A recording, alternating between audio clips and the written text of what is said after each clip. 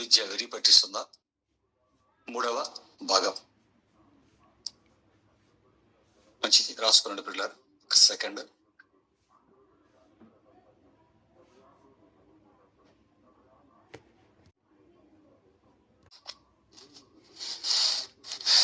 మంచిదండి. గడిచిన వారం 2వ భాగంలో మరి ఒక మనిషి విద్య అనే దాన్ని ఎంతవరకు చదువుకోవాలో, అంటే అవసరమైనంత వరకు ఈ లోకంలో మనం బ్రతకటానికి, గుప్పెడు మెతుకులు సంపాదించుకోవటానికి మాత్రమే అవసరమైనంత వరకు చదువుకొని బైబిల్ అర్థం చేసుకోవటానికి కావలసిన చదువును చదువుకొని మన పనులు మనం చేసుకుంటూ, అంటే మన పొట్టను మనం నింపుకుంటూ దేవుని జ్ఞానాన్ని సాధించుకొని దాని ప్రకారం మనం బ్రతుకుతూ అనేకులను ఆయన వైపు త్రిప్పే వారంగా ఉండాలి అని, అవసరమైనంత వరకే చదువుకొని దేవుడి కోసం బ్రతకాలి అని అలా బ్రతికినటువంటి ఒక ఉన్నతంగా బ్రతికిన ఒక వ్యక్తి జీవితాన్ని మీ ముందు పెట్టడం జరిగింది. ఆయన దేవుడి కోసం బ్రతికినటువంటి పాత నిబంధనలో ఉన్నతంగా నిలవబడినటువంటి దావీదు గారు, మహారాజు అయినటువంటి, మహాబలపరాక్రమవంతులైనటువంటి, రోషం కలిగి దేవుడి కోసం బ్రతికి నిలబడినటువంటి మూల పురుషుడైనటువంటి దావీదు గారు ఆయన జీవితంలో ఎంతవరకు చదువుకోవాలో, ఎంత అవసరమో అంతవరకు చదువుకొని తర్వాత బైబిల్ గురించి బాగా నేర్చుకుంటూ బైబిల్ ధ్యానములు తన జీవితాన్ని కొనసాగించి ఒక మేను పర్వతంలో పాత నిబంధనలో దేవుడి కోసం నిలవబడిన వ్యక్తిగా మనం చూడగలం. ప్రకృతిని తన ఇంటిలో నుంచి, తన ఉన్న ప్లేస్ లో నుంచి చూసి, కంటితో చూసి, ఆలోచించి అవన్నీ దేవుడి చేతి పనులుగా ఈ ప్రపంచానికి నాటి నుంచి నేటి వరకు మనిషి మరణించిన, నిద్రించినప్పటికీ వాక్య రూపంలో ప్రపంచానికి ప్రకటిస్తూనే ఉండటం దావీదు గారి యొక్క జీవితంలో మనం చూసాం. లోకంలో అధిక విద్యను అభ్యసించి ఎక్కువగా చదువుకొని ప్రకృతికి దగ్గరికి వెళ్ళి పరిశీలించి దేవుడు అర్థమైన వారి యొక్క ప్రతిష్టను పెంచుకోవడానికి, వారి గుర్తింపును కోరుకొని దేవుని మహిమను ప్రక్కన పెట్టి దేవుడు గొప్పతనాన్ని చెప్పకుండా వారు గొప్పవారవటానికి ప్రజలందరి ముందు నిలవబడి దేవుడు లేడని చెప్పి దేవుడు పెట్టిన ప్రకృతిలో సైన్స్ పాఠాలను తీసి గొప్పవారిగా చలామణయ్యి దేవుణ్ణి విడిచిపెట్టి దేవునిగా స్తుతించక, దేవుని గురించి చెప్పక, చరిత్రహీనులుగా దేవుడికి కోపాన్ని పుట్టించి దేవుడి చేతిలో బలైపోయి తమ జీవితాలను హీనంగా ముగించుకున్నటువంటి ఈ లోకపు జ్ఞానుల విషయంలో ఈ జ్ఞానులకు సంభవించింది మనం చూసాం. దేవుని పిల్లరా, మరి ఇవి గడిచిన వారం మనం ఆలోచించినటువంటి కొన్ని సంగతుల్లో కొన్ని, మరి ఈ చివరి భాగంలో కూడా, మరి ముగింపు భాగంలో మరికొన్ని సంగతులను మనం ఆలోచిద్దాం. దయచేసి దేవుడి మాటలు వింటున్న మీరందరూ కూడా ఆలోచించవలసిందిగా, మీకు మరొక్కసారి మనసు పెట్టి వినవలసిందిగా, ఏదో పని చేసుకుంటూ కాకుండా ఒక గంట సేపు మీ మనస్సులు మీ యొక్క నియంత్రణలో ఉంచుకొని చెవులు రిక్కించి చక్కగా విని మనసుతో గ్రహించవలసిందిగా మీకు వినవించుకుంటూ, పిల్లరా, దేవుడి జ్ఞానాన్ని సాధించిన, దేవుని గొప్ప చేయాలి అనుకున్న వారి మనస్సు ఎలా ఉంటుందో, అంటే దేవుడి జ్ఞానముతో నింపబడిన వారి మనస్సు ఎలా ఉంటుందో, దేవుడి జ్ఞానము లేక లోక జ్ఞానం కలిగిన వారి మనస్సు ఎలా ఉంటుందో తెలియచేసే ఒక మంచి సందర్భాన్ని మీ ముందు పెడతాను. అలాంటి ఇద్దరు వ్యక్తులు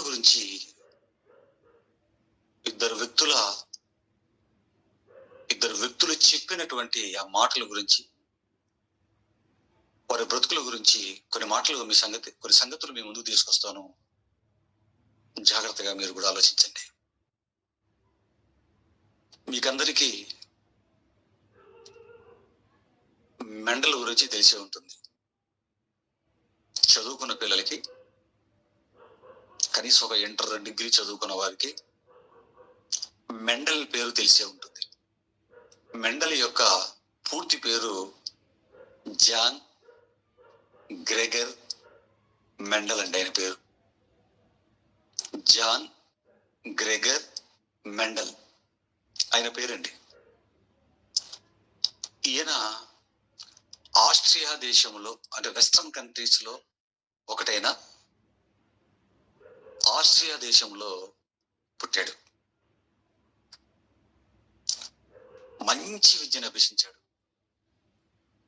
గొప్పగా చదువుకున్నాడండి. చదువుకొని మరి ఆయన మనసు ఎలా తిరిగిందో ఏమో మనకు తెలియదు, కానీ ఒక పాస్టర్ గా, అంటే ఆర్సిఎం చర్చిలో ఒక ఫాదర్ గా ఉద్యోగం చేయటానికి ఆయన నియమింపబడ్డాడు. బాగా చదువుకున్నాడు, చాలా అధిక విద్యను అభ్యసించాడు యూనివర్సిటీస్ లో. మరి ఆ కాలంలో ఉన్నటువంటి ప్రభావాన్ని బట్టో, లేకపోతే వారి తల్లిదండ్రులు నడిపించిన విధానాన్ని బట్టో, తన మనసుకు వచ్చినటువంటి ఆలోచనలు బట్టో తెలియదు, కానీ అంత చదువుకుని ఆయన ఏం చేశాడంటే, దేవుడి సేవ చేద్దాము బాగుంటుంది అని థియాలజీలో డిగ్రీ చేశాడండి ఆయన. అంటే ఆర్సిఎంలో జాయిన్ అయిపోయి, వాళ్ళ తల్లిదండ్రులు ఆర్సిఎంలోనే ఉన్నారు కనుక అప్పట్లో ఈయన కూడా గొప్ప చదువులు చదువుకొని వెస్టర్న్ కంట్రీస్ లో ఒక చర్చి ఫాదర్ గా ట్రైనింగ్ తీసుకొని ఆస్ట్రియా దేశంలోనే ఒక మంచి చర్చికి ఫాదర్ గా నియమింపబడ్డాడండి జాన్ గ్రెగర్ మెండల్. ఈయన ఒక ఫాదర్. జాన్ గ్రెగర్ మెండల్ అనగానే మీకు తెలిసే ఉంటది, శాస్త్రవేత్తలలో, గొప్ప శాస్త్రవేత్తలలో ఈయన ఒకడు. జన్ను శాస్త్ర పితామహుడు అంటారండి. జన్ను శాస్త్ర పితామహుడు. ఈ టైటిల్ సంపాదించుకోవటం చిన్న విషయం కాదు. ఒక సైంటిస్ట్ గా పేరు సంపాదించుకోవటమే, ఒక సైంటిస్ట్ గా ఉండటమే లోకంలో గొప్పదైతే, ఆ సైంటిస్టుల్లో ఏదైనా కనిపెడితే ఇంకా గొప్పదైతే, ఆ శాస్త్రవేత్తల్లో అసలు ఆ శాస్త్రానికే పితగా పేరు ప్రఖ్యాతులు సంపాదించాలి అంటే ఎంత తెలివితేటలు, ఎంత జ్ఞానం ఉండాలో మీరు ఆలోచించండి. జన్ను శాస్త్ర పితామహుడు ఎవరయ్యా అంటే ఇప్పటికీ చెప్పే పేరు జాన్ గ్రెగరీ మెండల్ అని చెప్తారు. జాన్ గ్రెగరీ మెండల్ అండి అని ప్రపంచమంతా చెప్తుంది. పిల్లరా, ఈయన ఒక ఫాదర్, బాగా చదువుకున్నాడు, విద్యను అభ్యసించాడు, థియాలజీ విద్యని, బైబిల్ థియాలజీని. ఆస్ట్రియాలో ఒక చర్చికి ఫాదర్ గా ఉన్నాడు. ఈయన ఏ సంవత్సరంలో పుట్టాడు అంటే 1822 సంవత్సరంలో పుట్టాడు. 1884 సంవత్సరం, అంటే 62 సంవత్సరాలు బతికాడు ఈయన. ఈయన ఏం చేశాడంటే, ఒక చర్చికి ఫాదర్ గా ఉంటున్నప్పుడు, ఒక చర్చి ఫాదర్ పని ఏంటండి? ఒక చర్చి ఫాదర్ పని ఏంటో మీరు ఆలోచించండి పిల్లరా. వచ్చిన విశ్వాసులందరికీ వాక్యం చెప్పి, వచ్చిన వారిలో ఎవరైనా క్రీస్తును అంగీకరించకుండా ఉంటే వారిని క్రీస్తులోనికి నడిపించి, బాప్తిస్వం ఇచ్చి, దేవుల్లో నిలబెట్టి, పరలోకానికి వారిని అర్హులుగా తీర్చిదిద్దాలి. అప్పటికే నమ్మి వాక్యంలో ఉన్న వారిని వాక్యమందు బలపరిచి, స్థిరపరిచి, క్రీస్తునందు నిలవబెట్టాలి. ఆ సంఘానికి మంచి వాక్యాన్ని అందించి, సంఘస్థులను కూడా సేవకులుగా తయారు చేసి, ఆ సంఘం ద్వారా సువార్త అందని ఎన్నో ప్రాంతాలకి సువార్తను వెదజల్లవచ్చండి. ఇది ఆయన పని. ఒక చర్చి ఫాదర్ గా ఆయన పని అండి. చుట్టుపక్కల సువార్త లేని ప్రాంతాలకు చెప్పటం, ఉన్న ప్రాంతాల్లో కూడా వెళ్ళి కూటాలు పెట్టడమో, మీటింగ్లు పెట్టడమో, లేదా గృహ దర్శనాలను చేసి అక్కడికి జనాలను పిలిపించేసి వాక్యం చెప్పడమో అప్పుడున్న పరిస్థితులను బట్టి. ఇది ఆయన చేయవలసినటువంటి పని. కానీ ఏం చేశాడంటే పిల్లరా, అప్పట్లో ఆర్షం చర్చి కదండి, దేవుడి జ్ఞానం లేని సంఘాలు. ఇది ఏం చేశాడంటే పెద్ద చర్చి, ఆ చర్చి ఆనుకునే చర్చి చుట్టూ ఒక ప్రహరీ కూడా, ఆ యొక్క చర్చి చుట్టూ కూడా రండి ఒక తోటలాగా తయారు చేసుకొని, అంటే చెట్లు, మొక్కలు, పూల మొక్కలు, కూరగాయలు, రకరకాలైనవన్నీ కూడా సాగు చేయించాడు ఆయన. చేయించి ఆదివారం చర్చికి విశ్వాసం వేస్తే వాళ్ళ వాక్యం చెప్పడం, మిగతా రోజులు కూడా వెళ్ళాలి కదండి, విశ్వాసం చూసుకోవాలి, సువార్త అందన ప్రాంతానికి వెళ్ళి సువార్త చేయటం, సభలు పెట్టడం, సెమినార్లు పెట్టడం, వాక్యాలు యూత్లకు క్లాసులు కండక్ట్ చేసుకోవటం, ఇలాంటి కార్యక్రమాలు. ఎందుకంటే అక్కడ హాస్యం చేసి ఉండవు, పక్కన పెట్టేసి నేరే ఏమైపోయాడంటే ఈ జాన్ గ్రెగరీ మెండల్ ఏం చేశాడంటే డైలీ ఆ చర్చికి ఉన్నటువంటి ఉద్యానం లాంటిది ఉంటే ఆ ఉద్యానవనంలోకి వెళ్ళిపోయి శుభ్రంగా క్యారెట్లని, దుంపలని, అవన్నీ ఇవన్నీ సాగు చేసుకుంటూ బఠానీ గింజల్ని కూడా ఆయన ఏం చేశాడంటే బఠానీ గింజల్ని కూడా వేసుకున్న వాడు ఆ గింజలు పంపితే తెచ్చుకున్న వంట చేసుకొని తిని ఆరోగ్యాన్ని సంపాదించుకొని మరలా ఆదివారం వస్తున్నటువంటి విశ్వాసాలను బలపరిచి దేవుడి పనిలో ఉంచకుండా ఈయన ఏం చేశాడంటేనండి, పని లేదు కదా పాపం, పని లేదు కదా, ఆదివారం 1 గంట వాక్యం చెప్పడం ఏముంటుందండి, పాస్టర్ అని కానీ ఫాదర్ అని కానీ వచ్చిన వాళ్ళకి ఆదివారం 1 గంట 2 గంటల వాక్యం చెప్పడం, ఆ తర్వాత వెళ్ళిపోవడానికి పని ఏముంటుందండి. వాక్యం తెలియని పాస్టర్ల జీవితాలు ఇలాగే ఉంటాయి. వాక్యం తెలిసిన వాడి జీవితం రోజు పని ఉంటుంది. మీటింగులు, సెమినార్లు, యూత్ క్లాసెస్, ఏమండి ఎంతో పని ఉంటుంది దేవుని పిల్లరా. ఆదివారం సంఘం కానీ సంఘాన్ని వాక్యంతో నింపి వారి గుప్పిలు విప్పేటట్టుగా సో వారిని ఆ పిల్లలు కూడా దేవుని పనిలో పెట్టి, ఏమంటే ఉన్నవారిని గుప్పిలు విప్పించి లేని వారిని పనిలో పెట్టి, అసలు ఒక సంఘం 100 మంది చేతి కింద 200 మంది చేతి కింద ఉన్నారంటే ఒక రాష్ట్రానికి స్వార్థ ప్రకటించు పిల్లలు, ఒక రాష్ట్రాన్ని మలుపు దింపచ్చు పిల్లరా. ఆలోచించండి.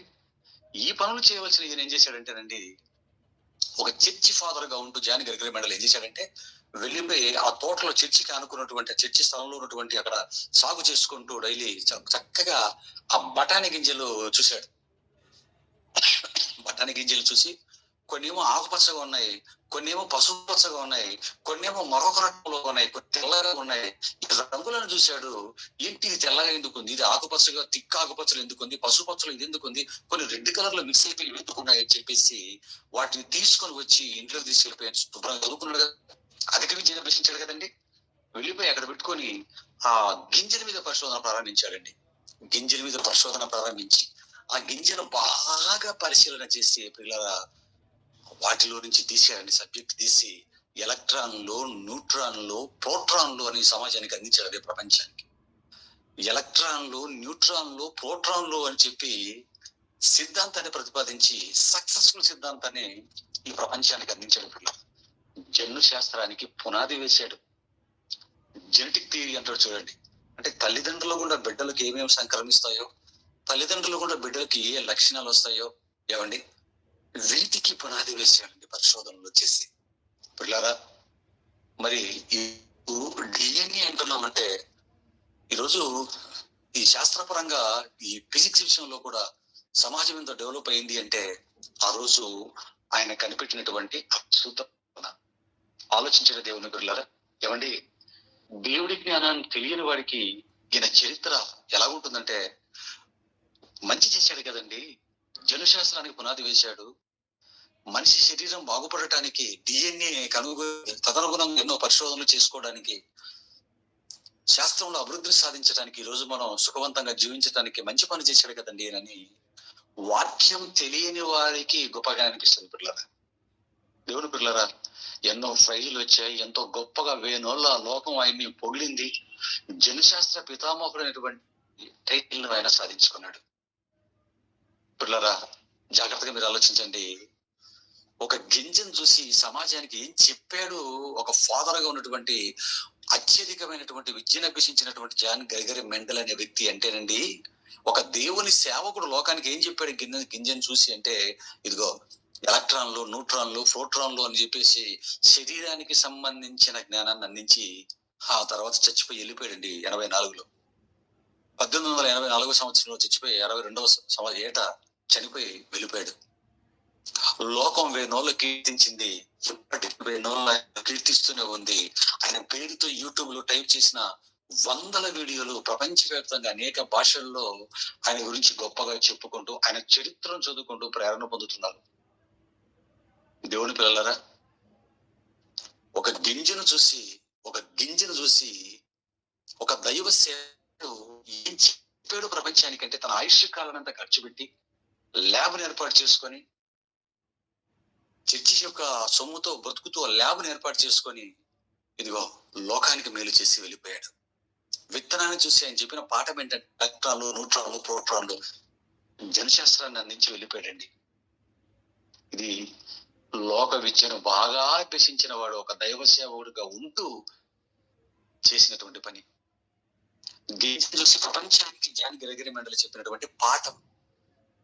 దేవుని పిల్లలారా, ఇక దేవుడి జ్ఞానం దగ్గరికి వచ్చి మనం ఆలోచించగలిగితే ఇదే గింజని ఈయన 1822లో పుట్టి 1860 సంవత్సరం నుంచి పరిశోధనలు ప్రారంభించి 24 ఈయన ఇంత గొప్పవాడైతే లోకంలో, ఈయన కంటే ముందు ఇదిగో 2000 సంవత్సరాల కిందట ఒక ఆయన పుట్టాడండి. ఒక వ్యక్తి పుట్టాడు పిల్లరా. జాన్ గ్రెగరీ మెండల్ గింజను చూపించి ప్రపంచానికి ఎలక్ట్రాన్లు, న్యూట్రాన్లు, ప్రోటాన్లని జనుశాస్త్రం గురించి బోధిస్తే ఒక దైవ సేవకుడుగా ఉంటూ, ఈయన కంటే ముందు సుమారు 1800 సంవత్సరాల కిందట, అప్పటికి ఆయనకు, మనకైతే 2000 సంవత్సరాల కిందట, ఆయనకైతే 1800 సంవత్సరాల కిందట ఒక ఆయన పుట్టాడండి. ఆయన కూడా బాగా చదువుకున్నాడు. ఆయన కూడా క్రీస్తును నమ్మి దైవజనుడయ్యాడు. ఆయన కూడా సేవకుడే. ఆయన కూడా జాన్ గ్రెగరీ మెండల్ లాగా సంఘాలను కాస్తూ సంఘాలకు వాక్యాన్ని చెబుతున్నటువంటి ఆయన కూడా బాగా చదువుకున్న, క్రీస్తును నమ్ముకున్న, బైబిల్ నేర్చుకున్న, బైబిల్ ట్రైనింగ్ పొందినటువంటి ఆయన ఒక దైవ సేవకుడు. 2000 సంవత్సరాల క్రితం ఆ దైవ సేవకుడు కూడా ఈ గింజను చూశాడండి. ఆ దైవ సేవకుడు కూడా గింజను చూసి ఈ ప్రపంచానికి ఏం పాఠం చెప్పాడయ్యా అంటే చరిత్రలో మర్చిపోని పాఠం చెప్పాడు పిల్లల. ఇంతకు ఎవరండి ఆ దైవ సేవకుడు? జాన్ గ్రెగరీ మెండల్ కంటే 1800 సంవత్సరాల కిందట, మనకంటే 2000 సంవత్సరాల కిందట ఉన్నటువంటి ఆ గొప్ప దైవజనుడుగా జీవించి విత్తనాన్ని చూసి ప్రపంచానికి ఏం పాఠం చెప్పాడండి అని ఎవరండి ఆ దైవజనుడు అని మీరు అడిగితే ఆయన ఎవరో కాదు, అపోస్తులైన పౌలు గారు. అపోస్తులైన పౌలు గారి పిల్లలు. ఆయన సౌలుగా ఉన్నప్పుడు లోకంలో ఆయన కూడా విద్యను బాగా అభ్యసించాడు. అదే సమయం ముందు బైబిల్ కూడా పాత నిబంధనను గమలీయేలు పదాల చెంత మక్కి నేర్చుకున్నవాడుగా ఉన్నాడు. ఇటు లోక విద్యలో ఘనత సాధించాడు, దైవక విద్యలో కూడా ఘనత సాధించాడు.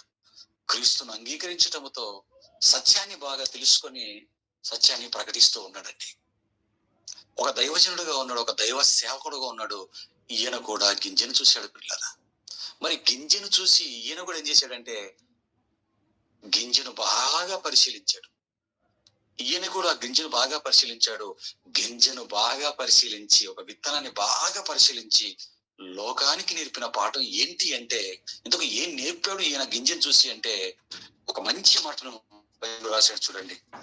గింజను బాగా చూసి ప్రపంచానికి అపోస్తుడైనటువంటి దైవజనుడైన పౌలు గారు నేర్పినటువంటి పాఠం ఏంటి అంటే, కొరింథీయులకు రాసిన మొదటి పత్రిక 15వ అధ్యాయానికి రండి. కొరింథీయులకు రాసిన మొదటి పత్రిక 15వ అధ్యాయం 15వ అధ్యాయం. కొరింథీయులకు రాసిన మొదటి పత్రిక 15వ అధ్యాయం 37 చూడండి. 37 కొరింథీయులకు రాసిన మొదటి పత్రిక 15వ అధ్యాయం 37లో గింజను చూసి బాగా పరిశీలించేటువంటి పౌలు గారు ఏం చెబుతున్నాడు ఈ సమాజానికంటే 37లో, నీవు విత్తు దానిని చూడగా, జాగ్రత్తగా చూడండి బైబిల్, నీవు విత్తు దానిని చూడగా అది గోధుమ గింజ అయినను సరే, మరి ఏ గింజ అయినను సరే, వట్టి గింజనే విత్తుచున్నావు గాని పుట్టబోవు శరీరమును విత్తుట లేదు. ప్రపంచానికి పాఠం చెబుతున్నాడు గింజను పరిశీలించిన పౌలు గారు. నీవు విత్తేటప్పుడు ఒక గింజ, చిన్ని గింజను భూమిలో విత్తుతావి తప్ప ఆ గింజలో ఉన్నటువంటి ఆ చెట్టు, పెద్ద చెట్టు ఉంటది ఒక గింజలో. నువ్వు విత్తేటప్పుడు గింజను విత్తుతావు తప్ప చెట్టును విత్తవు కదా. చిన్ని గింజను నువ్వు విత్తుతున్నావు, పుట్టబోయే శరీరాన్ని విత్తటం లేదు. అయితే నీవు విత్తుతున్నటువంటి ఆ గింజకి ఒక చింత పెక్కు అందంటే అంత ఉంటుందండి. చింత పిక్క, చింత గింజ అంటాం దాన్ని మనం. మర్రి విత్తనం ఉంటే మర్రి విత్తనం అంత ఉంటుంది. మర్రి విత్తనం అంటాం. ఆ గింజని చింతపిక్కన గాని మర్రి విత్తనాన్ని గాని భూమిలో వేస్తే అంత గింజను భూమిలో మనం అంత గింజనేస్తా ఉండే భూమిలో. అలా అది భూమిలో చచ్చి బ్రతికిన తర్వాత చస్తుంది గింజ భూమిలో పడి చచ్చి బ్రతికిన తర్వాత ఒక మొక్క మాను మహావృక్షంగా అవుతుందండి. అది మహావృక్షంగా అయినప్పుడు మన మర్రి చెట్టును కానీ చింత చెట్టును కానీ చూస్తున్నప్పుడు మనకు ఆశ్చర్యం వేస్తుంది. అమ్మ బాబో, ఇంత చెట్టే, ఎకరాలు వ్యాపించిన చెట్టు ఉందండి మర్రి చెట్టు. మీకు కదిరి దగ్గర తిమ్మమ్మ మర్రి అని చెప్పి ప్రపంచంలో గిన్నిస్ బుక్ దగ్గర ఒక 7-8 ఎకరాల్లో ఒకే చెట్టు, ఒక చెట్టు 8 ఎకరాలు ఆక్రమించిందండి. కదిరి తలుపుల దగ్గర ఉంటుంది ఆ ఊరు, బట్రాపల్లి అనే ఊరు. ఆ బట్రాపల్లిలో ఉంటుందండి. వరల్డ్ ఫేమస్ చెట్టు అది. నిజంగా అంత చెట్టు ఎక్కడుందయ్యా అంటే ఒక చిన్న మర్రి విత్తనములో. అది చెబుతున్నాడు. నువ్వు విత్తేది ఒక గింజను విత్తుతున్నావు. ఆ గింజ నువ్వు విత్తుతున్నావు కదా, భూమిలో పడిన తర్వాత ఆ గింజ ఏమవుతుందంటే చచ్చిపోతుంది. చచ్చిపోయినటువంటి ఆ గింజ చచ్చిపోయి 2 పలుకులు ఇలాగ విడిపోతుంది. ఆ రెండింటి మధ్యలో నుంచి ఒక ఆకుపచ్చని ఒక అలాగ మొలక ఒకటి వస్తుంది. ఆ మొలకను నువ్వు తుంచకుండా దాన్ని రాకకుండా అలాగే పెడితే మొక్క అవుతుంది. మొక్కను అలాగే ఉంచితే మానవుతుంది.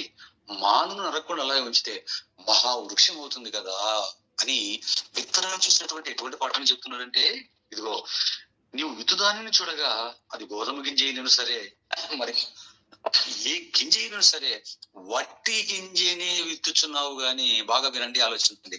పుట్టబో శరీరమును విత్తుటలేదు. అయితే దేవుడే తన చిత్త ప్రకారము నీవు విత్తిన దానికి శరీరమును ఇచ్చును. మరియు ప్రతి విత్తనమునకును దాని శరీరమును ఇచ్చుచున్నాడు. మాంసమంతయు ఒక విధమైనది కాదు అని చెబుతూ కిందికి రాగానే పిల్లారా చెప్తాడు. కిందికి రాని ఇంతకు ఈ విత్తనం గురించి ఏం చెప్తున్నాడు ఈయన? ఒక దైవసేవకుడుగా దైవజనుడిగా ఉంటూ వాక్యం చెప్పుకోకుండా విత్తనాల గురించి ఎందుకు చెప్తున్నాడు మనకంటే, విత్తనాన్ని చూసి ప్రపంచానికి ఒక పాఠం చెప్తున్నాడు. ఇంతకు ఏంటి ఆ పాఠం అంటే చెప్తున్నాడు చూడండి. 37 చదువుకున్నాం కదండి. అలా కిందికి వచ్చి చెప్తాడు. అలా కిందికి రాగానే 51కి రాగానే ఒక మాట చెప్పాడు చూడు. ఇదిగో మీకు ఒక మర్మము తెలుపుచున్నాను. ఏమండి? ఒక మర్మము తెలుపుచున్నాను. మనం అందరము నిద్రించముగా నిమిషంలో ఒక రెప్పపాటున కలబురం మోగానే మనందరం మార్పు పొందుతాము. ఘోరం రోగును అప్పుడు మృతులు అక్షయులుగా లేపబడుతురు. మనము మార్పు పొందుతూ క్షయమైన ఈ శరీరము అక్షయతను ధరించుకొనవలసి ఉన్నది. మత్స్యమైన ఈ శరీరం అమత్స్యతను ధరించుకొనవలసి ఉన్నది. ఈ క్షయమైనది అక్షయతను ధరించుకున్నప్పుడు ఈ మత్స్యమైనది అమత్స్యతను ధరించుకున్నప్పుడు మరణము రెండబడిను అని వ్రాయబడిన వాక్యము నెరవేరును అని చెబుతున్నాడు చూడండి దేవుని పిల్లరా. ఏమండి 42కు రండి. 42కు వస్తే విత్తనం గురించి చెప్పాడు కదండి. ఒట్టి విత్తనాన్ని విచ్చుతున్న పుట్టబో శరీరాన్ని నువ్వు విత్తట్లేదని చెప్పి 42కు రాగానే మృతుల పునరుత్థానము అలాగే శరీరము క్షయమైనదిగా విత్తబడి అక్షయమైనదిగా లేపబడును, ఘనహీనమైనదిగా విత్తబడి మహిమగలదా లేపబడును, బలహీనమైనదిగా విత్తబడి బలమైనదిగా లేపబడును అని మొత్తం మృతుల పునరుత్థానం గురించి మాట్లాడుతున్నాడు అజయ్. పిల్లరా, అంటే విత్తనాన్ని చూసి ప్రపంచానికి పౌలు అనే ఒక దైవజనుడు దైవ సేవకుడు చెప్తున్న పాఠం ఏంటంటే ఒకటే, ఒరే నీకు మరో బ్రతుకుందిరా అని చెప్తున్నాడు. విత్ ప్రాక్టికల్స్, విత్ ప్రూఫ్స్ తో చెప్తున్నాడు. విత్తనం గురించి మాట్లాడుతున్నాడు, మాంసం గురించి మాట్లాడుతున్నాడు. ఎందుకు నీ సంగతులు చెప్తున్నాడు అంటే, ఒక విత్తనం, చిన్న విత్తనం భూమిలో విత్తనం మాత్రమే విత్తుతో అది చచ్చిపోయిన తర్వాత దానికి మహా ఆకారం ఎలాగైతే ఉంటుందో, నీ కళ్ళ ముందు జరుగుతున్నటువంటి శాస్త్రమే కదా ఇది. నీ కళ్ళ ముందు జరుగుతున్న వాస్తవమే కదా. నువ్వు దానికి సైన్స్ అనే పేరు పెట్టుకుంటావో, జ్ఞానం అనుకుంటావో, జనుశాస్త్రం అనుకుంటావో, వృక్షశాస్త్రం అనుకుంటావు, నువ్వు ఏ శాస్త్రం అనుకుంటావు అనుకో. ఒక గింజను నువ్వు భూమిలో విత్తగానే చచ్చిపోయిన తర్వాత ఆ 2 చింత పలుకులు కాఫీ కలలో నా పలుకులు ఇలా విడిపోయి ఆ మధ్యలో ఉన్న తెల్లటి పదార్థం నుంచి ఆకుపచ్చటి మొలక బయటకు వచ్చి మహావృక్షంగా మారుతుంది. అది ఎవడు పీకి వేలేంత మహావృక్షంగా మారుతుంది. అంటే అంత చిన్న విత్తనంలో ఎంత మహావృక్షం ఉందా? ఇది నీకు అర్థమైతే నీ చిన్ని దేహం, నీకు 3 అడుగులు ఉన్నానండి, 4 అడుగులే ఉన్నానండి, 5 అడుగులే ఉన్నానండి, 6 అడుగులే ఉన్నానండి అనుకుంటుంటావు కదా. ఈ చిన్ని దేహం కూడా దేవుడి కోసం జాగ్రత్తగా ఇది చచ్చిపోయి భూమిలో పాతిపెట్టబడుతుంది విత్తనం లాగా. నీకు చనిపోయిన తర్వాత మరో బ్రతుకుందిరా అని చెబుతున్నాడు ప్రపంచానికి. అంటే విత్తనాన్ని చూపించి పౌలు గారు చెబుతున్న పాఠం ఏంటంటే, ఈ ప్రపంచానికి చచ్చిపోతే మరో బ్రతుకుంది. ఈ జీవిత కాలమే శాశ్వతం కాదు. నువ్వు చదువుకుంటున్న ఈ చదువులు దేవుడి జ్ఞానం దగ్గరికి నడిపించాలి తప్ప, చదువుకోవటం, బాగా సంపాదించుకోవటం, వెల్ సెటిల్డ్ అవ్వటం, పిల్లలను కూడా బాగా చదివించి వాళ్ళని మనకంటే అత్యున్నతమైన ఎత్తులోకి నిలబెట్టి వాళ్ళని సెటిల్ చేసుకోవటం, ఇది బ్రతుకు కాదురా. ఇదిగో నీకు తర్వాత ఈ మత్స్యమైన ఈ శరీరం విత్తనం చూసావా? ఈ విత్తనం అలా నోట్ వేపేసి కానీ లేకపోతే పచ్చిది కానీ చెనక విత్తనం అలా నోట్లు వేసుకుంటే నమిలేస్తే అయిపోతుంది. అది విత్తనం విత్తగా ఉంటుంది. కానీ దానిని నీవు భద్రపరిచి భూమిలో విత్తితే మహావృక్షం వస్తుంది అని చెబుతాడు. బ్రతుకు పాట అని చెప్పాడు చూడండి పిల్లారా.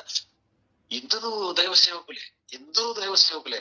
జాన్ గ్రెగరీ మెండల్ దైవ సేవకుడే, అపోస్తుడైన పౌలు గారు కూడా దైవ సేవకుడే పిల్లారా. ఇద్దరు దైవ సేవకులే, ఇద్దరు బైబిల్ విద్యను అభ్యసించిన వారే, ఇద్దరు కూడా బాగా చదువుకున్న వారే. ఒక ఆయనేమో విత్తనాన్ని చూశాడు, ఎలక్ట్రాన్లు, న్యూట్రాన్లు, ప్రోటాన్లు అని చెప్పి సమాజానికి సైన్స్ అందించాడు. మరొక విత్తనాన్ని చూశాడు, ఈయనకంటే 2000 సంవత్సరాలు. ఏం చెప్పాడంటే, చచ్చిపోతే మనిషికి మరో బ్రతుకుంది, అదే శాశ్వతమైన బ్రతుకు. క్షయమైన ఈ శరీరాన్ని భూమిలో విత్తితే, అంటే భూమిలో విత్తటానికి ముందు ఒక విత్తనాన్ని ఎలాగైతే భద్రపరిస్తేనే అది విత్తనం వస్తుందో, దాన్ని పగలగొట్టి మళ్ళీ భూమిలో విత్తితేనో, పైన తోలు తొక్క తీసేసి మళ్ళీ భూమిలో విత్తితేనో, పెనం మీద అటు భూమిలో విత్తావనుకో, అంటే భూమిలో విత్తటానికి మునుపు దాన్ని భద్రపరచకుండా పగలగొట్టడం, తొక్క తీయటం, వేపటం, ఎలా పడితే అలాగా 2 ముక్కలు చేసి కలిపి అంటించి గమ్మేసి అంటించడం, లేకపోతే అలా విత్తావనుకో, భూమిలో విత్తడానికి మునుపు ఎటు పడితే దాన్ని భద్రపరచకుండా విత్తావనుకో, అది మొలకెత్తదు. అది ఎలాగో నీ బ్రతుకు కూడా మరణించి జీవితం నీకు రావాలంటే, నీ బ్రతుకు కూడా ఏం చేయాలంటే, సమాధికి వెళ్ళడానికి ముందు విత్తనం ఎలాగైతే భూమిలో పాతి పెట్టడానికి మునుపు దాన్ని భద్రపరిస్తే దానికి మరో జీవితం ఉంటుందో, నీ బ్రతుకును కూడా భూమిలో నిన్ను పాతటానికి మునుపున్నటువంటి 60 సంవత్సరాల జీవిత కాలములో నీ బ్రతుకును తప్పు పనులు చేయకుండా, వ్యభిచారాలు, దొంగతనాలు, హత్యలు, నేరాలు, అబద్ధాలు, కుటిలత్వాలు లాంటివి చేయకుండా బ్రతికితే నీకు మరో బ్రతుకుందిరా. ఇదిగో విత్తనం చూడు, విత్తనం లాగే నీ బ్రతుకు కూడా అని ఒక విత్తనాన్ని బాగా పరిశీలించిన పౌలు గారు లోకానికి మహాజ్ఞానంతో కూడిన గొప్ప మాటలు అందించాడు. ఆ అధ్యాయం 15వ అధ్యాయంతో మీరు చదువుకోండి. మరణం గురించి మాట్లాడతాడు. మరణాన్ని విజయంతో యేసుక్రీస్తు ఎలా మరణపు ముళ్ళు విరిచాడో అద్భుతమైన సంగతులు మనకు చెప్తుంటాడు దేవుని పిల్లలారా.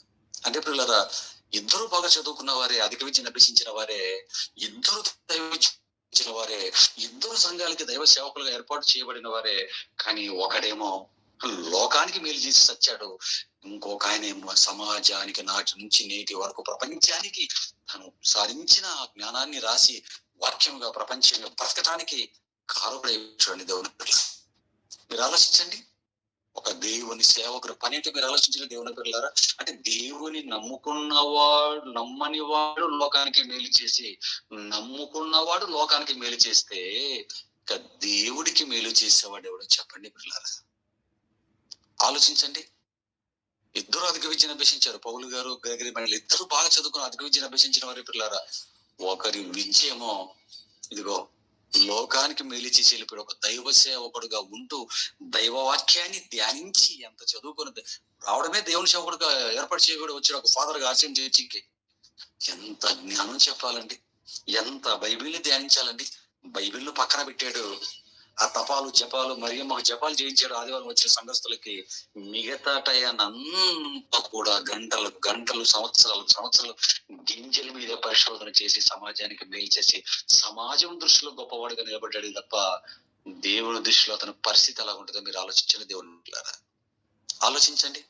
ఎందుకంటే ఎందుకు ఈ సందర్భాలను ముందు మీ ముందుకు తీసుకొని వచ్చాను ఇద్దరు జీవితాలంటే పిల్లరా, అప్పుడప్పుడు మనం కూడా దేవుడి జ్ఞానాన్ని నేర్చుకున్నా, మనం నేర్చుకున్నటువంటి మనం చదువుకున్న చదువులను బట్టి, అభ్యసించిన మంచి విద్యను బట్టి మనం కూడా అప్పుడప్పుడు ఏం చేస్తుంటామంటే, దేవుడు తెలిసిన, క్రీస్తు అర్థమైన, వాక్యం కాస్తో కూస్తో నేర్చుకున్న, వాక్యం చెప్పగలిగిన సామర్థ్యాన్ని సంపాదించిన మరలా ఎవరికి మేలు చేయటానికి వెళ్ళిపోతుంటామంటే లోకానికి మేలు చేయటానికి వెళ్ళిపోతుంటాం. అలాగనే వారికి కాస్త ఆకలితో వాళ్ళకి అన్నం పెట్టద్దని దేవుడు చెప్పలేదు, నేను చెప్పటం లేదు.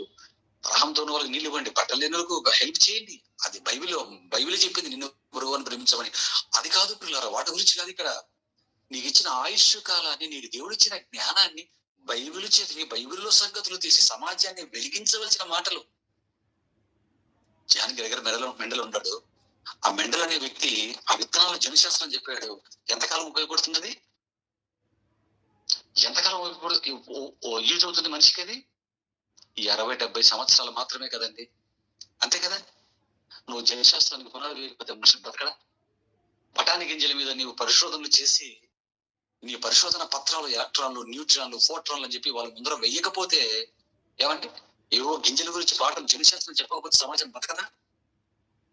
నువ్వు పుట్టింది 1822లో. అంతకంటే ముందు ఎన్ని వేల తరాలు వచ్చి వాళ్ళు బతకలేదు, సత్యారా? గింజల గురించి మాకు తెలియలేదు, జనశాస్త్రం గురించి మాకు అర్థం కాలేదు, మేము బ్రతకలేకపోతున్నామని చెప్పారు నీకు సమాజం?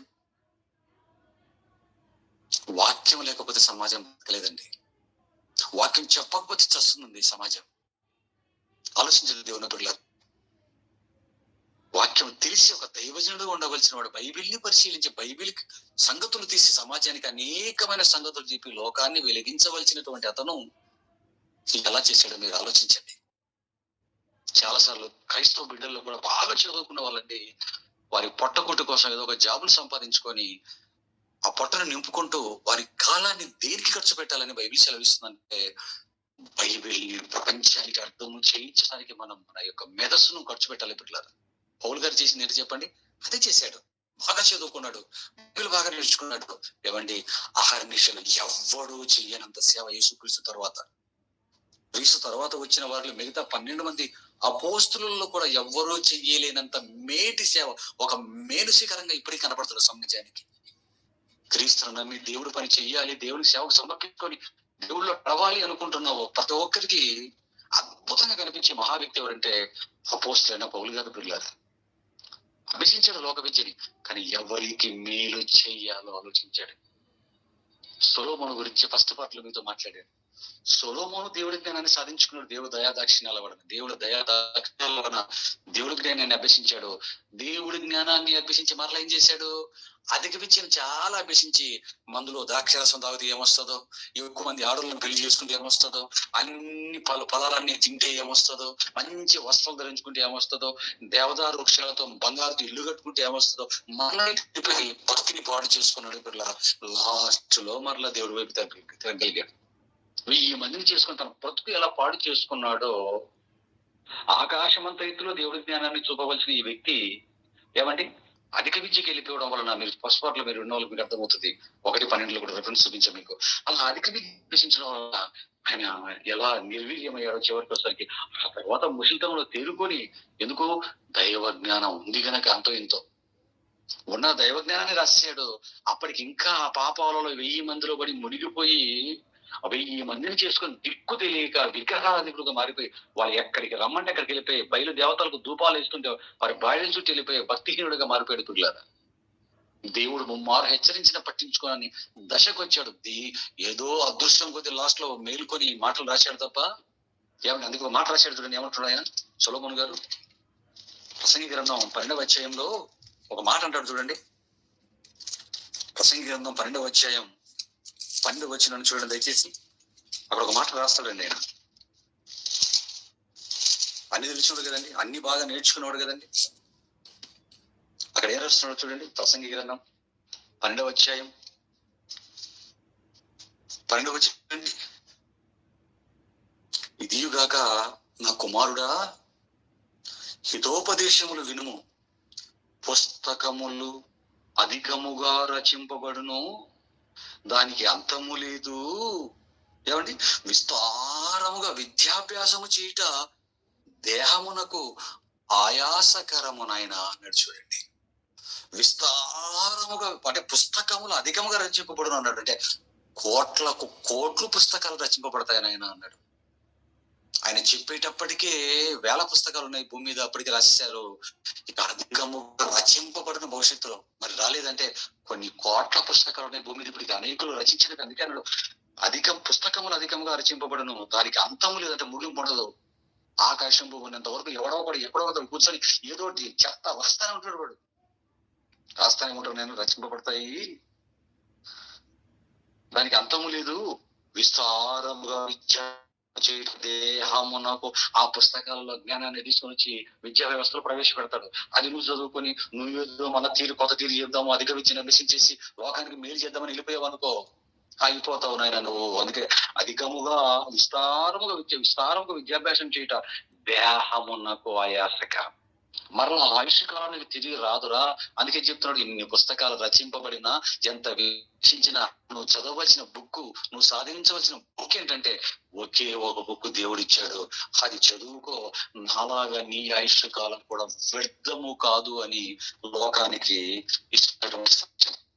ఎందుకంటే లోక విద్యను బాగా అభ్యసించి లోకం దృష్టిలో జ్ఞానాలుగా ఎదిగావనుకో, ఏమండి, ఎవడైతే లోక విద్యను బాగా అధిక విద్యను జ్ఞానిని ప్రపంచానికి చూపించుకోవాలి అనుకుంటాడో వాడి వల్ల దేవుడికి కోపం పుట్టిస్తాడండి వాడు. ఒక మాట ఉన్నాడు చూడండి, సామెతలు 29:8. ఇది సొలొమోను గారు సామెతల గ్రంథం 29:8 చూడండి. సామెతల గ్రంథం 29:8 చూడండి పిల్లలు. సామెతల గ్రంథం 29:8 చూడండి.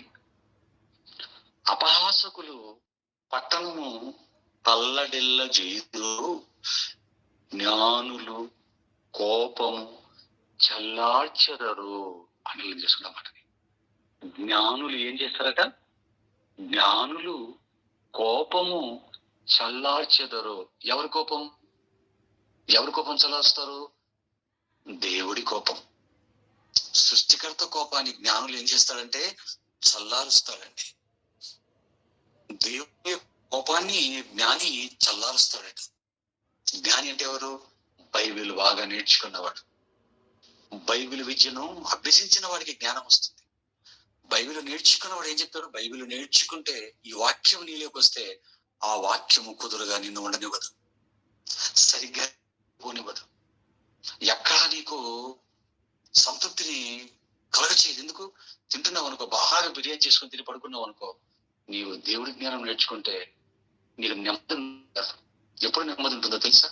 ఎప్పుడు ప్రశాంతంగా నిద్రపడుతుందో తెలుసా? ఎప్పుడు కడుపార అన్నం తినాలనిపిస్తుందో తెలుసా? ఎప్పుడు కాసేపు కంటార నిద్రపోవాలనిపిస్తుందో తెలుసా అండి? 10 మందికి స్వార్థ ప్రకటించామనుకోండి, ఒక మంచి సెమినార్ ఉదయం నుంచి సాయంత్రం వరకు మాట్లాడి ఇంటికి వచ్చామనుకోండి, కడుపు నుండి తినాలనిపిస్తుంది, కంటి నిండా నిద్రపోవాలనిపిస్తుందండి. ఒక మంచి మీటింగ్ చేసి వచ్చామనుకోండి, కష్టపడి 4 రోజులు కష్టపడి ఉదయం నుంచి సాయంత్రం వరకు లక్షల రూపాయలు ఖర్చు పెట్టి అద్భుతమైన వాక్యం చెప్పి, మార్నింగ్ క్లాసులు, ఉదయం మెసేజ్ చెప్పి, అనేకులను దేవుడి వాక్యాన్ని అనేకులకు ప్రకటించి, కొద్ది మందినైనా దేవుడి వైపు తిప్పి వాక్యం చెప్పి నిలబెట్టి బాప్తిజాలు ఇచ్చేసి వారిని కూడా ఇంప్రెస్ చేసి ఇంటికి వచ్చామనుకోండి, ఒక మంచి మీటింగ్ చేసి ఇంటికి వచ్చి పడుకున్నాం అనుకోండి, కడుపు నిండా తినాలనిపిస్తుంది, కంటి నిండా నిద్రపోవాలనిపిస్తుంది. ఎందుకు? దేవుడు పని చేశాం కాదన్నటువంటి సంతృప్తి, ఆ ప్రశాంతత, ఆ ఆత్మ సంతృప్తి, ఆ నెమ్మది, అది వేరు పిల్లరా. అది దేవుడి వాక్యాన్ని నేర్చుకున్న వాడికి సొంతం అవుతుంది. ఎందుకంటే వాక్యం మనలోకి వచ్చినప్పుడు నేను నెమ్మదిగా ఓ దగ్గర ఉండనిస్తాను. ఎవరికి స్వార్థ చెబుదామని అనిపిస్తుంది.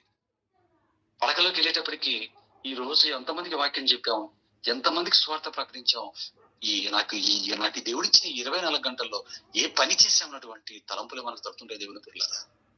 అవి తడుతుంటాయి.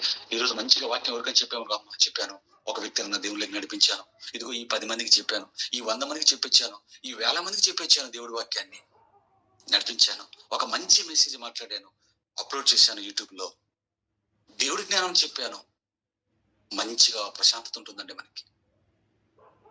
ఎందుకంటే ఆ వాక్యం ఆ స్థితిని చేస్తుంది. అందుకంటున్నాడు, జ్ఞానులు కోపము చల్లార్చుదురు. ఎవరి కోపం? దేవుడి కోపం. దేవుడికి ఎప్పుడు కోపం వస్తుంది? ఒక్కడును మాని ఎడల, ఏ గ్రంథంలో ఏమన్నాడు? ఒక్కడును మల్లని ఎడల ఆయన తన ఖడ్గమును పదును పెట్టును, అంటే వేసేయడానికి. అంటే ఎవడు మల్లటం లేదనుకోండి దేవుడి వైపు, ఎవడు తిరగటం లేదనుకోండి, ఆయన తన ఖడ్గమునకు పదును పెట్టును, తన వరలో నుంచి ఖడ్గము తీయును అన్నాడు. ఖడ్గానికి పదును పెడుతున్నాడు నరకటానికి. అంటే ఎంత కోపం వస్తే ఖడ్గం తీసి దాన్ని నూరాలి, పదును పెట్టుకోవాలి. మీరు ఆలోచించండి. అంటే ఎప్పుడు దేవుడి కోపం వస్తుందంటే ఒక్కడు కూడా దేవుడి వైపు మరలటం లేదనుకోండి, అంటే వాక్యం ప్రకటింపబడటం లేదనుకోండి, ప్రజలు దేవుడి వైపు తిరగటం లేదనుకోండి, దేవుడి కోపం వస్తుందండి. దేవుడి కోపం వస్తుంది. ఎందుకు?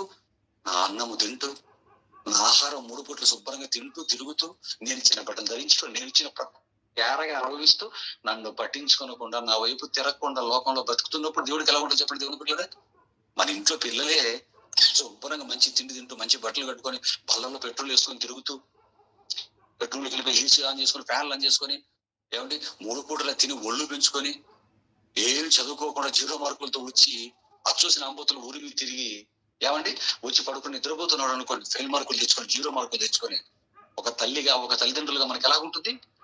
వీడు ఇంత తింటాడు, ఇంత వసతులు అనుభవిస్తున్నాడు, స్కూల్కి వెళ్ళి చదువుకుంటామంటే 0 మార్కులు తెచ్చుకుంటున్నాడు అని చెప్పి మనకి అసలు మనకి అసలు ఫ్యాన్ కానీ, ఏసీలు కానీ, మంచి కానీ కోపం పడదా మనకి? వాళ్ళకి లాగమో పీకమా వేసి? ఒక తల్లిదండ్రులుగా మీరు ఆలోచించండి. ఇలా వీడు చదువుకుంటున్నప్పుడు, ఇలా సుఖపడుతున్నప్పుడు ర్యాంకులు కొడుతున్నాడు అనుకో మనవాడు, ఎడ్యుకేషన్ లో ర్యాంక్ ఫస్ట్ వస్తున్నాడు అనుకో, అప్పుడు ఏం చేస్తాం? ఇంకా ఏసీ ఉంది, ఇంకా మంచి కుషన్ బెడ్ పెట్టాలి, వీడికి వసతులు పెంచాలి అనుకుంటాం. వారి 10 కాలాల పాటు ఇంకా బాగా చూడాలి, మంచి వసతులు ఇవ్వాలి అనుకుంటాం. తల్లిదండ్రులు మనమైంది అయినప్పుడు దేవుడు కూడా ఎలా ఉంటుంది ఆలోచించాడు. దేవుడికి ఎప్పుడు కోపం వస్తుంది? తల్లిదండ్రులు మనకి ఎప్పుడు కోపం వస్తుంది? మనం అనుకున్నది వాడు చేయనప్పుడు, మనం పెట్టినవన్నీ తింటూ అన్ని అనుభవిస్తూ, మనం అనుకున్న టార్గెట్ వాడు రీచ్ అవ్వనప్పుడు, 0 మార్కులతో నిలబడుతున్నప్పుడు మనకు బీపీ పెరుగుతుంది. దేవుడికి ఎప్పుడు పెరుగుతుంది?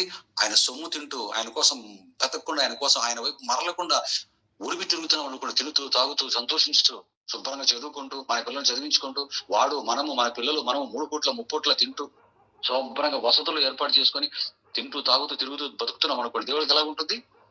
నేను అన్నం పెట్టింది దీనికి అన్ని సమకూర్చిందే నా కోసం బ్రతకటానికి, ఈయనకి భార్యనిచ్చింది అందుకే, చదువు ఇచ్చింది అందుకే, సంపాదన ఇచ్చింది అందుకే, ఉద్యోగం వ్యాపారాలు ఇది ఇచ్చినంత కూడా నా కోసం బ్రతకడానికి నేనిస్తే, నేను ఇచ్చిన వాటిని అన్ని అనుభవించుకుంటూ నా కోసం బ్రతకుండా మిగతా పనులను చేసుకుంటున్నాడు లెస్కా వీడు అని చెప్పి దేవుడికి ఏమొస్తున్నప్పుడు, ఒక్కడును మరలని ఎడల ఆయన తన ఖడ్గమునకు పదును పెట్టును అన్నాడు.